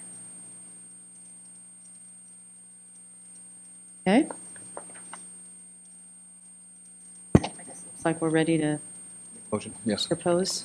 The motion should be to move that the board approve the proposed modified text for a 15-day public comment period and delegate to the executive officer the authority to adopt the proposed regulatory changes as modified if there are no adverse comments received during the public comment period, and also delegate to the executive officer the authority to make any non-substantive changes that may be required in completing the rulemaking file. Is there a motion? I'll I'll move. make a motion. Okay, Max has made the motion. Is there a second? I'll second. Okay, Christina seconded it. Any discussion? Okay, Christina? Dr. Peter Chu, Aye. Samara Ashley, Aye. Dr. Christine Whitlow-Spock, Yes. Deborah Brown, Aye. Betty Conley, Yes. Christina Wong, Yes. Dr. Leah Brew, Yes. Max Disposti. Motion carries. Thank you. Okay, the next item on our agenda is parental, do you have a comment on the next item or the previous one? The previous item, just a really quick comment. I'm just curious if the estimated best case implementation date is still October 1st. So if we submit it by, let's say we submit it on the last day, worst case June 2nd of 2017. So OAL has 30 days to decide, which would be, it's 30 business days, so that would bring you to sometime in July. So that should, barring no other changes, that should leave us with an October 1st implementation date. Thank you. Sorry for the interruption. Okay, thank you. The next item on the agenda is parental alienation coursework for marriage and family therapists, clinical social workers, professional clinical counselors, and educational psychologists in regard to parent alienation. And Mr. Burglas, is that correct? Is going to give us a presentation. I'm sorry, I don't have your name on my agenda. Dr. Lynn Steinberg. I'm here just to maybe a little bit. Can you please speak into the microphone for us? Hello. Oh, it's not on. You'll need to push the button at the bottom with the green light is on. We ask you this so Thank we you. can make sure it's on the record. And is that better? It's Dr. Lynn Steinberg, and I'm here just to support Ron and answer any technical questions if there are any. Okay, thank you. And just a reminder, if you could speak into the microphones, because we are webcammed live, and so Mr. Cesar over there can't, if he can't hear you, you might see him come right up in front of you and try to push the microphone down so that those people who are watching can hear. Thank you. Okay. My name is Ron Berglass. I'm head of the English department at Citrus Continuation High School in Fontana. I'm an adjunct professor of theater at San Bernardino Valley College, and I'm also an occasional broadcaster on KVCR TV in San Bernardino. Last March, I came before you to ask that you put on a future agenda my request that you alter the curriculum for trainee therapists, social workers, educational psychologists, and clinical counselors to include the study of parental alienation and its diagnostic indicators. Thank you for agreeing to see me today. Parental alienation is what happens to a child when one or other parent in a high-conflict divorce brainwashes the children into believing that they should sever their relationship with their other parent and their parent's entire family. Parental alienation is not junk science, but it has, in a few rare cases, been used by domestic abusers as a way of regaining custody of their children. This is because therapists have not been trained to recognize parental alienation and therefore make mistakes. Costly mistakes in terms of the children who are left in the hands of the alienating parent, who is psychologically, emotionally, and sometimes physically abusing them. One thing remains crystal clear and verified by countless peer-reviewed journals. For a child to want to discard a parent is completely counterintuitive and should be a red flag to any trained therapist. You really do have to teach a child to hate a parent. As Linda Gottlieb, LMFT, LCSW, has written, most professionals believe that if a child has rejected a parent, the parent must have done something to warrant it. Few people would even think of another explanation, namely that a child has been programmed or brainwashed, just like what occurs in a cult or in the well-known Stockholm Syndrome. But if one were to compare alienated children to foster children, specifically children who have been removed from their parents due to actual abuse and neglect, the difference would be obvious. Children who have truly been abused crave a relationship with their parents. Paradoxically, and this is what makes it so counterintuitive, with few exceptions, abused children protect their abusive parents. They do not disparage, attack, or reject them. Because they are so counterintuitive, many cases require a subspecialist to reliably rule in or rule out alienation. As a result of this dysfunctional relationship, alienated children lose their individuality, must suppress their natural feelings of love and need for a parent, and are manipulated to do the bidding of the alienating parent. That is extremely dangerous and damaging to the child. What I am asking you to do is to protect those children and all the children who have yet to become alienated due to the dysfunction and malevolence of an alienating parent. It happens so frequently that most everyone, while not knowing the words parental alienation, will acknowledge that they have heard of it and maybe even experienced it, meaning that it has become so common in our society that it is now an accepted byproduct of high-conflict divorce. In fact, by refusing to take action, we are facilitating the destruction of our children's right to love both parents equally and without guilt. And this problem has become so acute that unless we begin the process of training those who are directly responsible for the welfare of our children to understand and recognize the parental alienation diagnostic indicators, we will be consigning our children to a lifetime of trauma, suffering, guilt, and the loss of a loving, attentive, and blameless parent. That is why I am asking you to include the study of parental alienation and its diagnostic indicators in the 7-hour course on child abuse that all licensees are required to take and labeled for what it is: child psychological and emotional abuse. As Jerry Grossman so eloquently put it in his letter to you, given that at least 7 hours of training in child abuse assessment and reporting is required coursework for mental health professionals under the jurisdiction of the BBS, California Code of Regulations, Section 1807.2, and that parental alienation can lead a child to experience either emotional abuse or unjustifiable mental suffering, it would be important that parental alienation be a topic to be addressed in this training, as it could constitute a mandated reporting responsibility on the part of a mental health professional.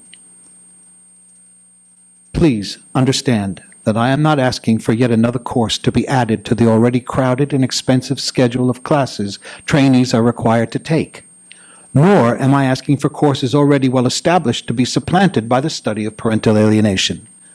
But I am asking you to accept that parental alienation is child psychological abuse, and that, as mandated reporters, therapists be required, upon accurately assessing and diagnosing it, to report it as such to Child Protective Services. I am also requesting that continuing education units on parental alienation be added to the list of courses therapists may take as part of their mandatory 36 hours of professional development prior to having their licenses renewed every 2 years. Again, I am not asking to make it a requirement, but rather that it be made available. Let me be quite specific about the kind of alienation to which I am referring. I am not talking about one parent speaking badly about a parent to a child in the middle of a divorce. Things happen. People are raw. But in these mild or more moderate cases, both parents maintain contact with their children. As Karen Woodall said in her book, Understanding Parental Alienation, Learning to Cope, Helping to Heal, parental alienation is not about contact disputes. It is about the exercise of power by one parent over the other, using the child as a conduit for control.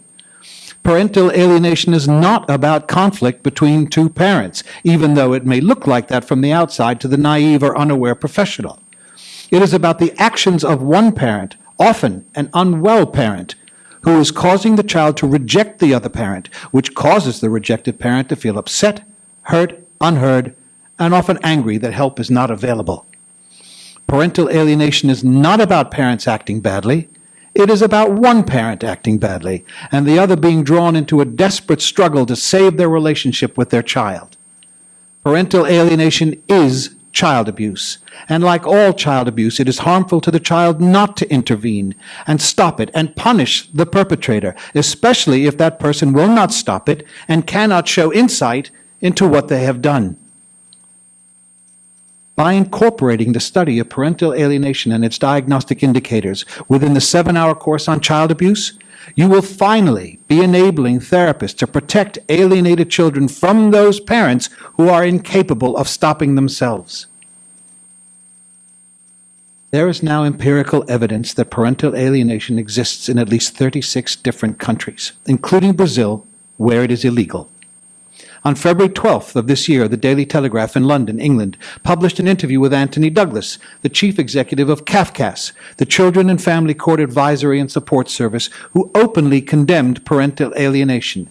In the interview, he said, "Parents who try to alienate their children from their ex-partners are committing a form of child abuse." In Mexico, the federal legislature recently established its illegality with the following statement: "The family member that transforms the consciousness of a child in order to prevent, hinder, or destroy its links with one of their parents will be suspended in the exercise of parental rights of the child.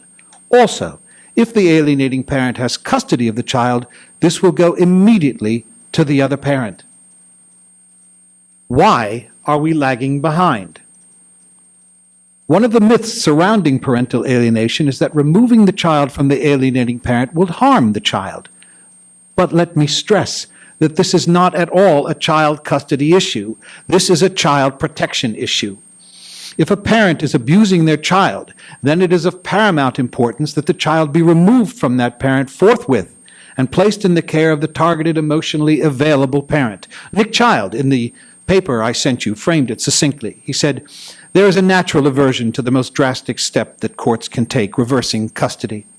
In fact, evidence shows that when properly assessed and skillfully executed, children quickly get over their alienation and soon show clear benefits from the new family arrangements.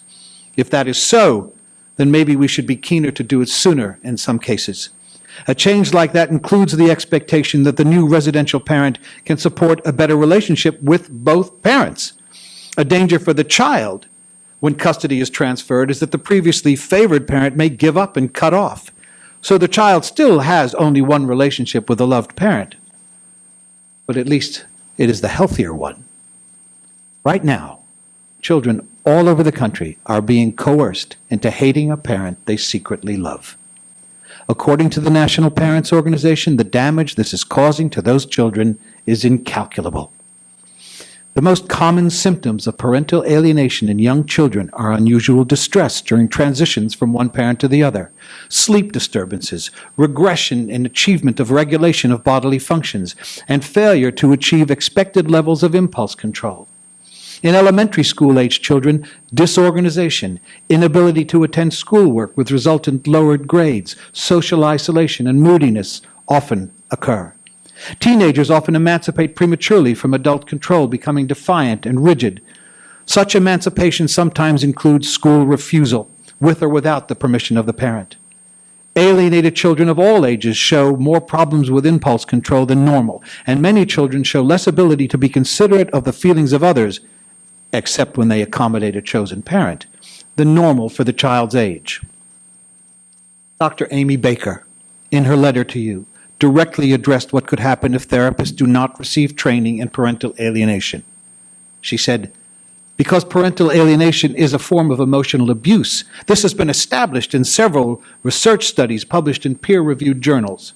And because mental health professionals are mandated reporters of all forms of child maltreatment, it is essential that they receive training on parental alienation. Moreover, several aspects of diagnosing and treating parental alienation are counterintuitive and require specialized expert knowledge.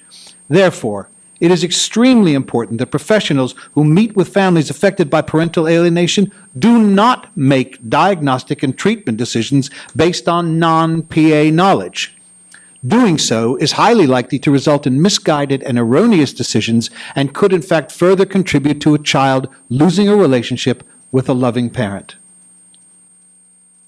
What happens to that loving parent when they lose their child, but their child is still alive? Many cannot cope. Some commit suicide. Others lose their money and even their homes, trying for years to get their child back. Most fail because they are battling an unseen enemy, a parent who hides behind their child and claims it is what the child wants.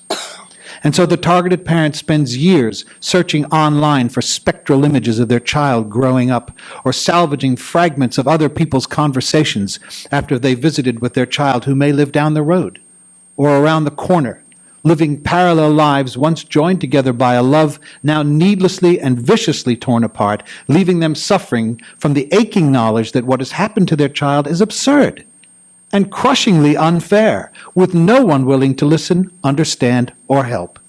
Just a helpless shrug of the shoulders and the abhorrent suggestion that the parent move on.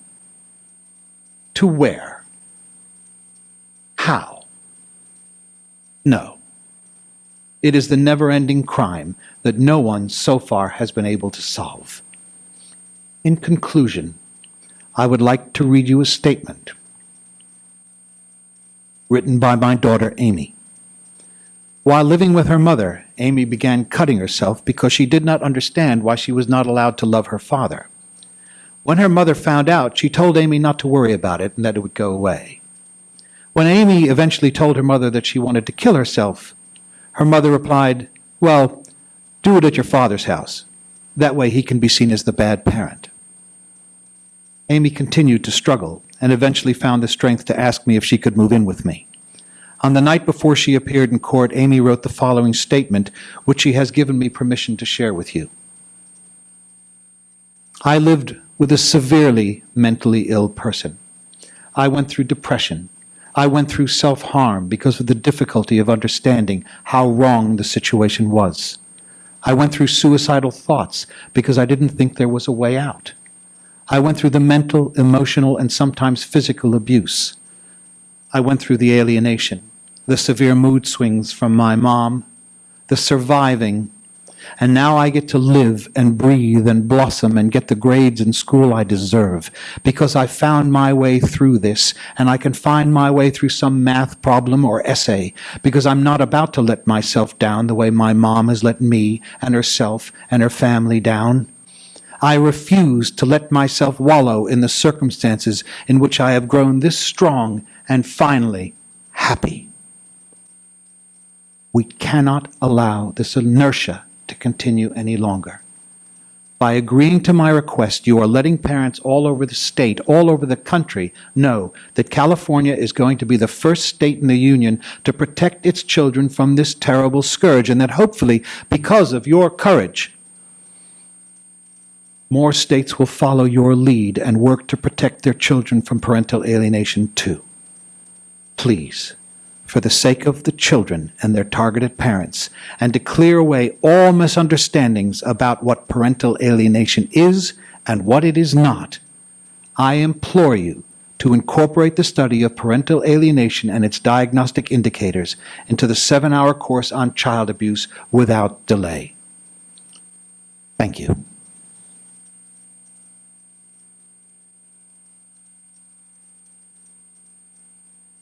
Are there any board members that have any questions? Mr. Ruckus?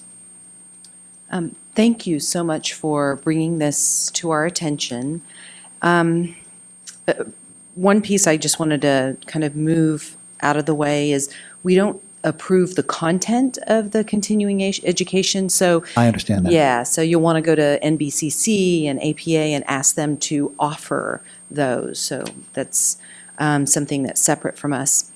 I'm also a counselor educator and conscientious of making sure that when we're teaching students that everything that we're teaching really applies. And this is such an important issue, but I'm not sure that our providers are the ones that are going to figure out that this is going on. So reading through your very dense materials, there was a lot there, and I really appreciated that because it helped educate me.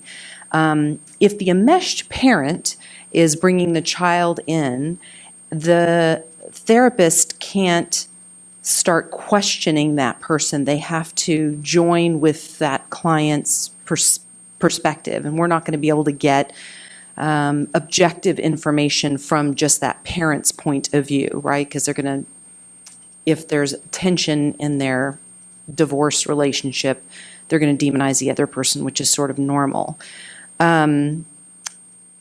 If the child is the one that comes into therapy, your materials here are pretty clear about saying that the child will not even bring it up or talk about it.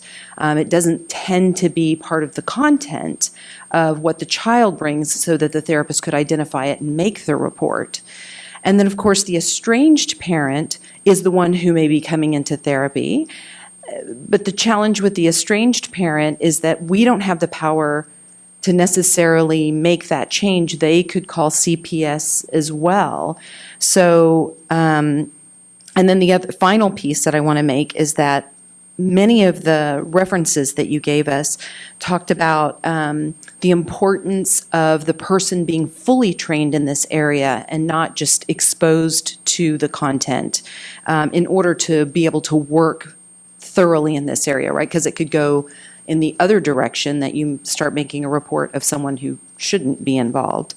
So I'm just having a difficulty applying this into the child abuse curriculum when I don't see how the therapist is going to discover it. Well, let me try and remember all your points. When families come in to therapy, quite often it's court required, you'll get the alienating parent who will present as calm and justified in everything they're doing, and the children will disparage the other parent, especially when they're in the presence of the alienating parent.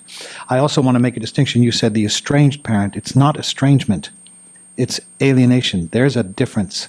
Sorry, I'm sure you know that. I'm sure you're sorry, aware I of was that. using the language from the articles that you gave me. I'm sorry. Yeah, about there that. is a discussion about estrangement in there, but what we're talking about is alienation. Alienation. Estrangement is Yes. sort of Different. different. Yes. Yes, so there are reasons for estrangement on both sides, but alienation has to do with the enmeshment with the child and the alienating parent, so that their thoughts are basically taken from them, and they are left as the mouthpiece for the alienating parent. So they will present as being entirely disparaging of the alienated or targeted parent. When the other parent come in, the targeted parent will come in, they will present as upset, angry, hurt, because they're trying to salvage their relationship with their child. And for the most part, when these happened originally, that alienated or targeted parent won't know what's happening to them. They'll just be casting around in the dark trying to figure out why has their children all of a sudden turned against them. And that's what the trained therapist should be looking out for. Certain diagnostic indicators, especially a child disparaging entirely a parent who, for the most part, is blameless and who's serving as a conduit for the other parent's rage. Yeah. As far as treating them in the subspecialty, you just want right now somebody who will recognize the diagnostic indicators and report it as abuse to the CPS. Once the CPS has it, they would hopefully remove the children from the alienating parent and place them with the targeted parent, at which point therapy would begin. And that would have to happen with a subspecialty in family dynamics with somebody trained in parental alienation. So one piece that I've noticed in the clinical work that my students do across all the agencies is the when there's supervised contact with a parent that happens within an agency, that's not by one of our therapists. It's by a bachelor's level social worker that manages that process. And then if they get referred to therapy, then again, you're talking about the expert. She works in mental health, so in those type of agencies. I don't know if that's. Can if you I could speak. also answer Yeah. that question, please? I pulled up the child abuse 7-hour text-based course. Yes.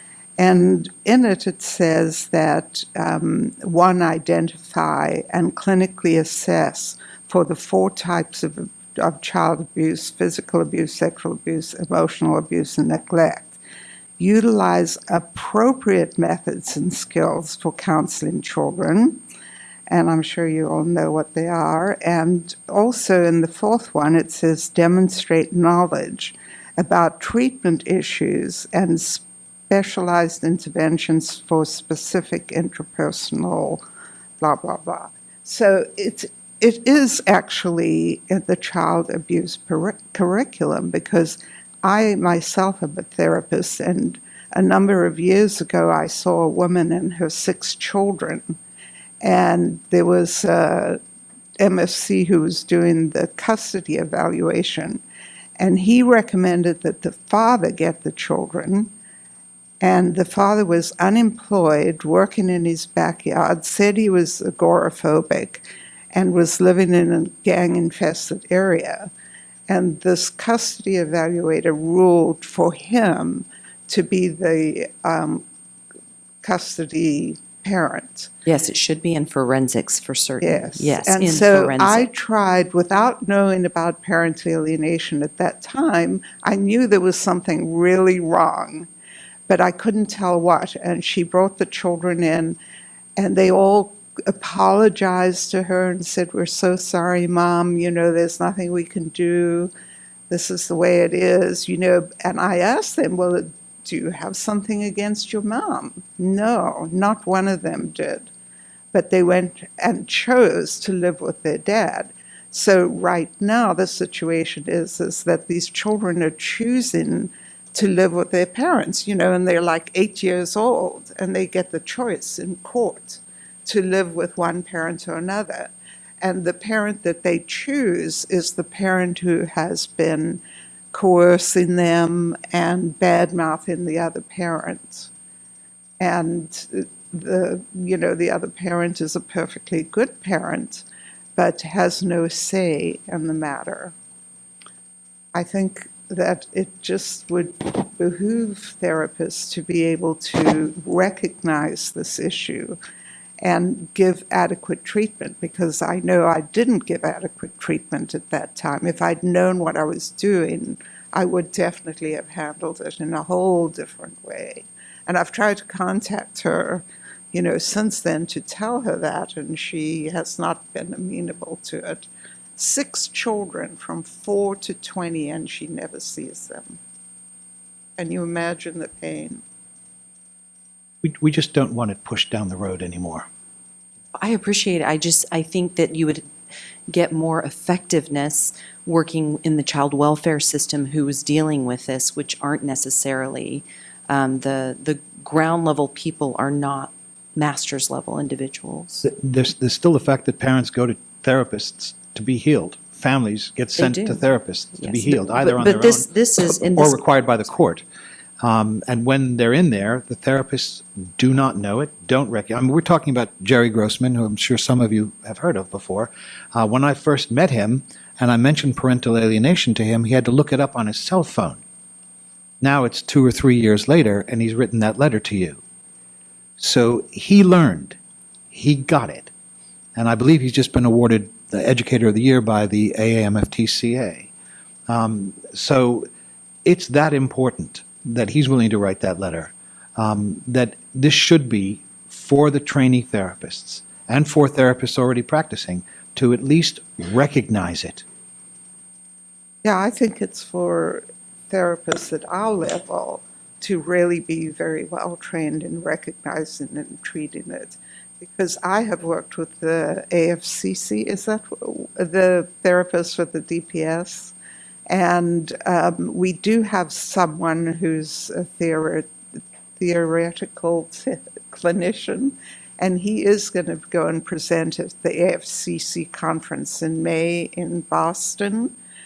I do know also that the DPS workers are very much against this.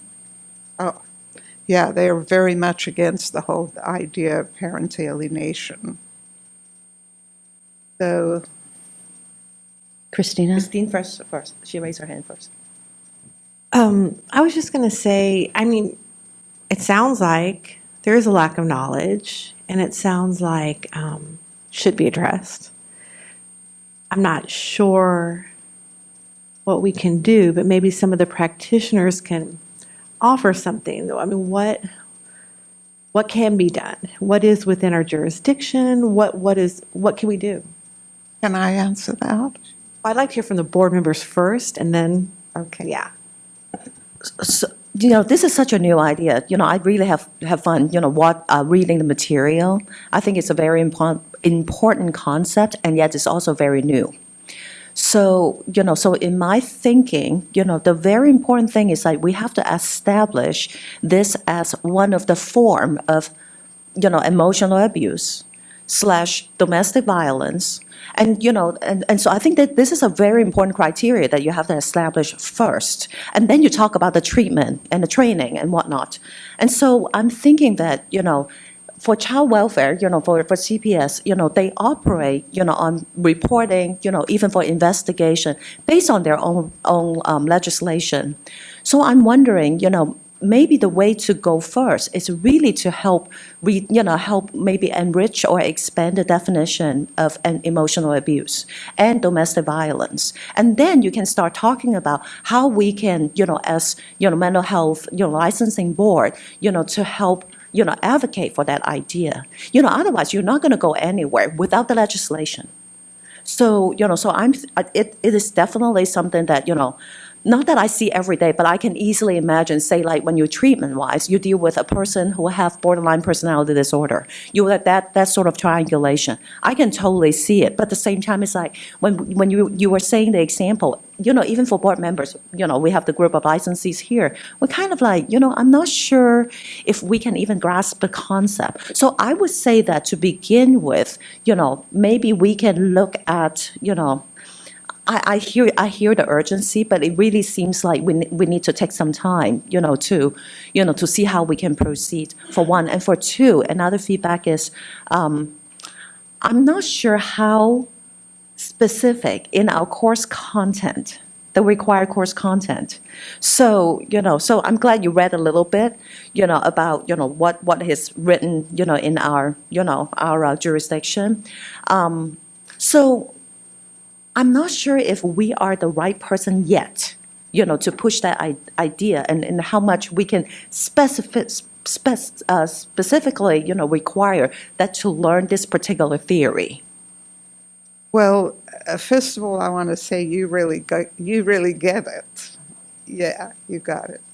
And because a lot of people don't, and I think you just spoke so succinctly about it all.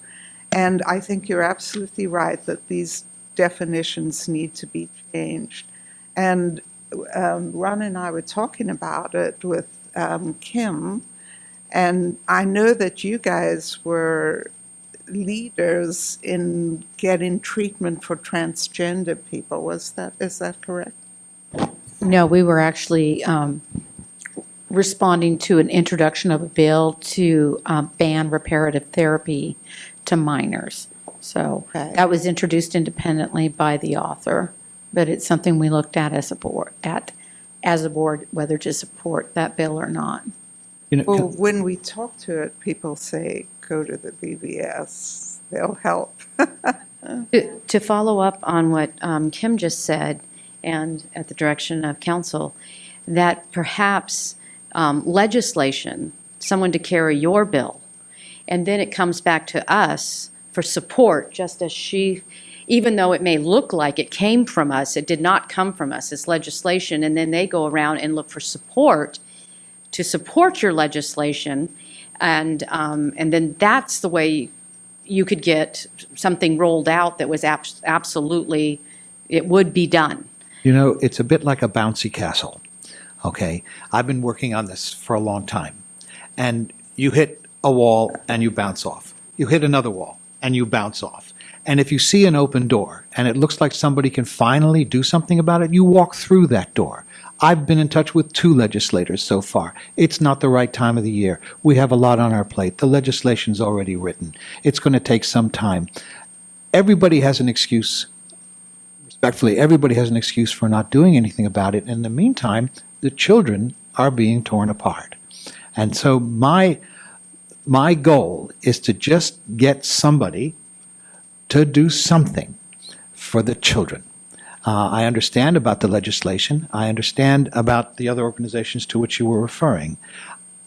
But I have also been told that this is the right place for me to be as well. I've been told by members of organizations who are in this room that this is the right place for me to be. I'm hoping that's the case. I will go elsewhere and come back to you if needs be. But yes. Why can't we talk about introducing some legislation? Or finding someone Not that today, will- I know it's not agendized, I know that's. Or finding next- someone to support, to run for us, is what you're saying. So,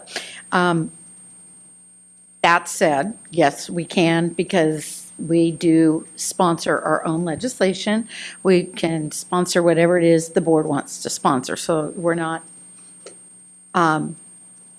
running into barriers that way. If it was the board's desire to do something like this, I would ask us to approach it much like we approach every other piece of legislation. Get some research, get some information, make a determination whether it's appropriate for the board to sponsor that particular piece of legislation or not. My experience with parent alienation in hearing that word and that phrase has always been in the context of high conflict custody evaluations. I am quite aware that in that arena, when you have a 730 evaluator, and to be one of those evaluators, you are required to hold a license from our board or the Board of Psychology. There are specific rules prescribed by the court for training and education. And so to me, that if we are thinking about moving in this direction, I'd like to invite those experts in and hear what they have to say. I mean, what are they educated on? What are they seeing? If we're looking at just mediators trying to decide, what percentage of time the child spends with mom or dad and who has the holidays, The mediator issue, we can't touch because those individuals are not required to be a licensee of the board. So, if this is a topic that the board would like us to look at, I think we're certainly able to do that. But again, I would caution that we do it with the same approach that we do everything else. It's fine, but let's just do something. At least talk about it more, Can I just say that my experience with the court custody people is that they are biased? And I would say that might not be an incorrect perception. So to assist, parents caught in that situation, a few years ago, we sponsored legislation to allow us access legally to the 730 evaluation report. And so what happens now that we have that legal access is that we can look at those reports, we can do our investigation, we can send the investigation package to a subject matter expert who has expertise as a 730 evaluator, and those experts opine whether or not that report was prepared in the manner that it should be, which is unbiased and very neutral. I can tell you that since that has occurred, that legal option has occurred, then we have had some licensees where we have determined that they didn't do what they were supposed to do. So we can discipline the licensee, but we can't always affect and nor should we affect the outcome of the court decision, because that is separate from what we do. So yes. But they can certainly improve what they write. Absolutely. If they know this. And, I think you make a good argument. I think the question then becomes, is that the board's purview, or is that something that should come from the court? I mean, that just begs the question. Okay, Christina? Go ahead. So let me just reframe, let me just remind the board, what my understanding of you guys' request, is to include that include parent alienation in the 7 hours child abuse course. Right. So, so I think we can talk about the theoretical basis and its application about everything, but that's really what you want to, want us to discuss. So it's pretty specific. Let me just point out, we're talking about parental alienation as opposed to alienating behaviors or parental alienation syndrome, which really doesn't hold water anywhere. The word syndrome should never be brought up. It will bring in all kinds of conflict and complexities. This is simply about parental alienation. In other words, what happens to the child. That's what I'm talking about. There are alienating behaviors, there's all kinds of other things, but I'm here to protect the children. That's why I'm talking about parental alienation. That's what we need help with.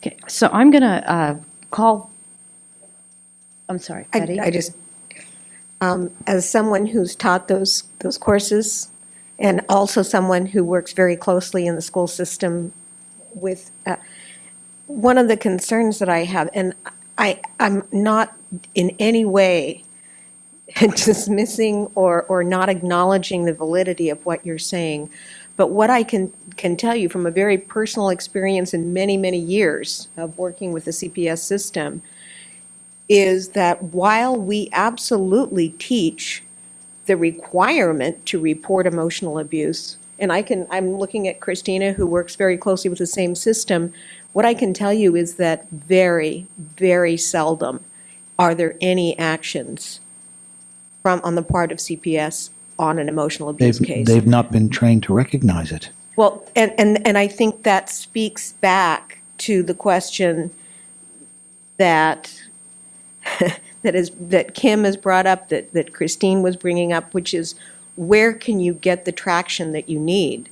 And honestly, from my perspective, you're not going to get much traction by even including it as something that professionals are looking for in the context of a therapeutic relationship, or, I mean, because just reporting that this is happening is not going to result in any significant change. I understand that. And if it's reported to the CPS and the children would be removed from the abusive parent, then we would have to have a whole new subspecialty in family dynamics specializing in parental alienation. Specialists would be required to treat those children. You know, with my daughter, when I got custody of my daughter, I downloaded the entire list of therapists in my area, and I'm in Rancho Cucamonga, okay? And there's lots of them. And I called every single one of them, and I asked them, do you know about parental alienation? Do you know? And I didn't go to anybody until I found somebody, and there was maybe 2 who knew about it. And that's who my daughter's seeing, and that's made a huge difference. So if you have a specialist in parental alienation, somebody who actually knows about it, your child is going to heal.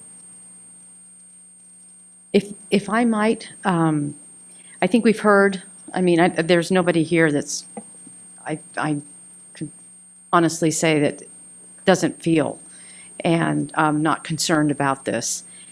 But the request you have asked for on our agenda, I would like to either have the executive officer or our counsel give us, the board, what our options are within the legal purview of the request that is on our agenda.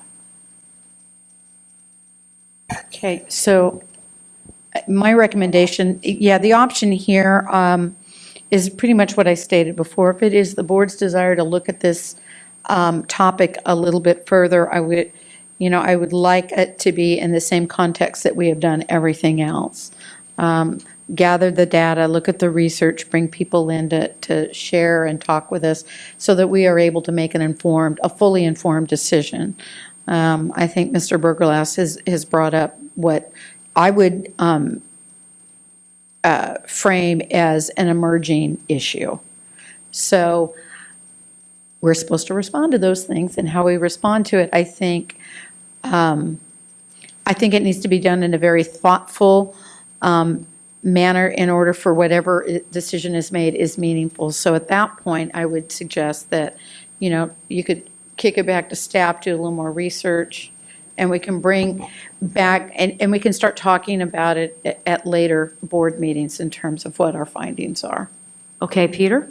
Yeah, I would like to request the chair direct the executive officer to do just that. Any other discussion? Have any? I wanted to ask one question. Is there anyone here from CAMFT or AMFT? Yes.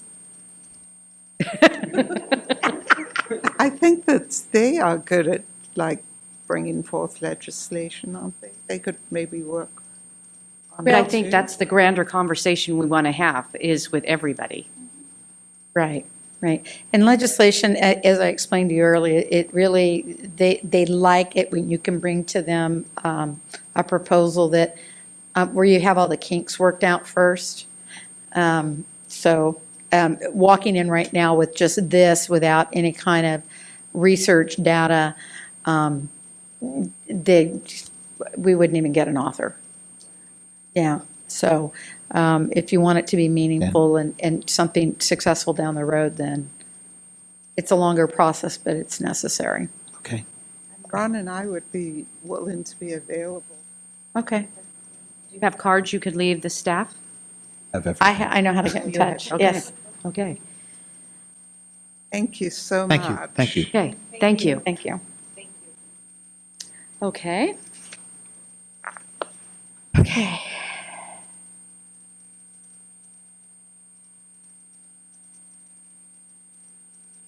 Yes.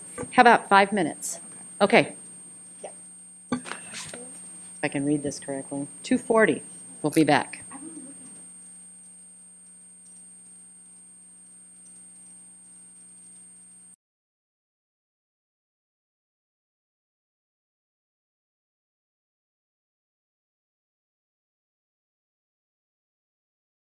Let's see if I can read my watch. 2:44, did I get that right? 2:43-ish. And so we're back and come to order. We still have a quorum. 2, 3. No. We're short one now. But we're done voting. Okay. So all information from now here on out is informational only. Right. Okay. So the next is the discussion and no possible action on neurocognitive degenerative disorders. Kim? Okay, so at the end of December, I received an email from Dr. Stephen Frankel proposing to provide a retirement with dignity option to licensees who are already in the disciplinary process. And his rationale for that proposal is that sometimes we get complaints on interesting behavior on the part of a licensee, and the investigation reveals that there is that a violation of the law has occurred, but primarily it probably occurred because the licensee is a little bit impaired or is suffering from some cognitive disorder such as dementia. Mr. Frankel was not able to be here today, and so with his approval, I'm presenting his email and request to you. Primarily what Mr. Frankel is looking for is sort of a retirement, to add the retirement option as an option in a disciplinary term. If that licensee who is the subject of the accusation and the violation of the law can provide documentation that substantiates that that individual is suffering from a cognitive disorder. So he provided a lot of information for you, a letter to the Board of Psychology where he's made this request. He even provided a copy of a disciplinary order where this was the situation. And so what I want to talk to you about today is give you a little background on our retirement license history and how that came about, and then a little food for thought to consider. So during the 2010, January 2010 board meeting, the board actually discussed proposing to add a retired status to its license category. Prior to that, licensees in practice had two options. You could be active, so you renewed every 2 years with $140, or you could be inactive.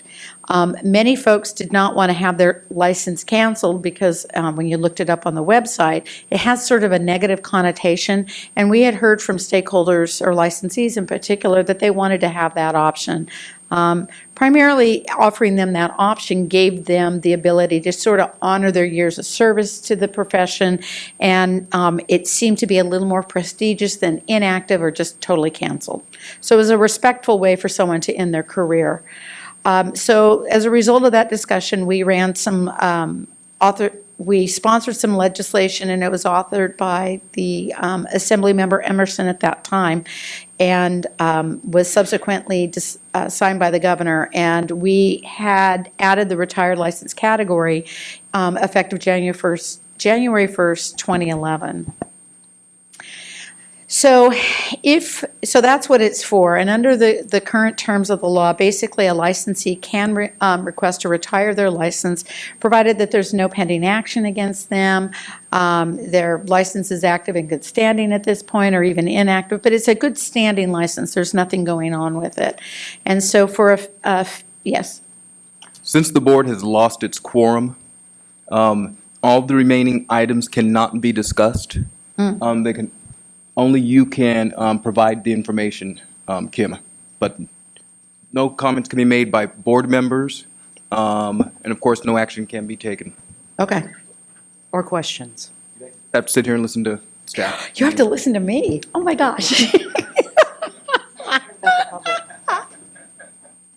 Okay. So anyway, the process to get a retired license is a $40 application fee, submit the form, and you can have a retired license if your license is currently in good standing. If we were to consider, some things to consider when we next discuss this at a subsequent board meeting, we need to think about what that would look like. So under Mr. Frankel's proposal is the accusation has already been served, and it's already out there. It alleges the violations of law. And so during the settlement process, we would then offer, if we thought it was appropriate, and there was some proof to substantiate that there is a cognitive impairment, we could consider this retirement with dignity license. things to think about. When we first introduced the concept of a retired license, the intent was to give that licensee an option if they no longer wish to practice. Sort of, I'm kind of like we retire from state service. I'm done. Thank you very much. It's been great. I'd like to go off into the sunset. That intent is very different than the disciplinary process. The disciplinary process it entails an investigation. We want to fact find to determine if a violation of law has occurred or not. And if we substantiate a violation of law, then we have to determine the next appropriate action. So it may be a citation and fine, or we may need formal discipline.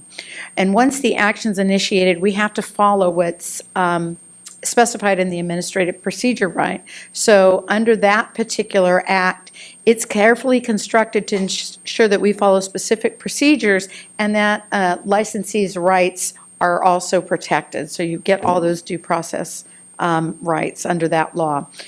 So when we look at what we are set up to do, we are a state regulatory agency. Our mandate is consumer protection primarily.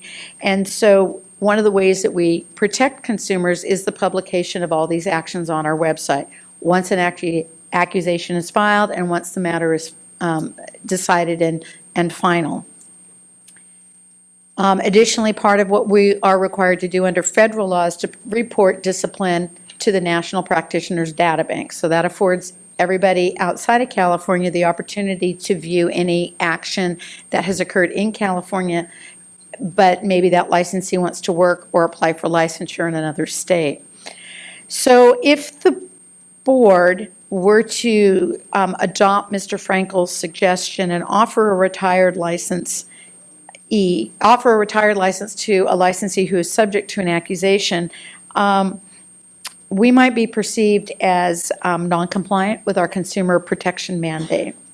And one specific situation I'd like you to consider is that many years ago, some healing arts boards used a loosely constructed practice for an impaired practitioner.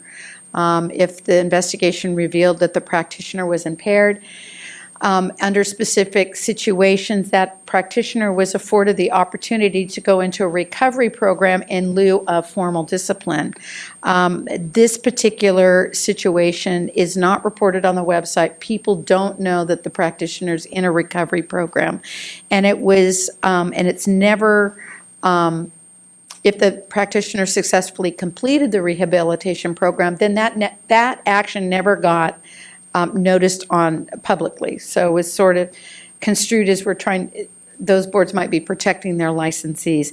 And it was some of that lack of transparency that led to the legislation that we now refer to as 1441 Uniform Standards and the requirement to be more transparent about what is occurring with our licensees.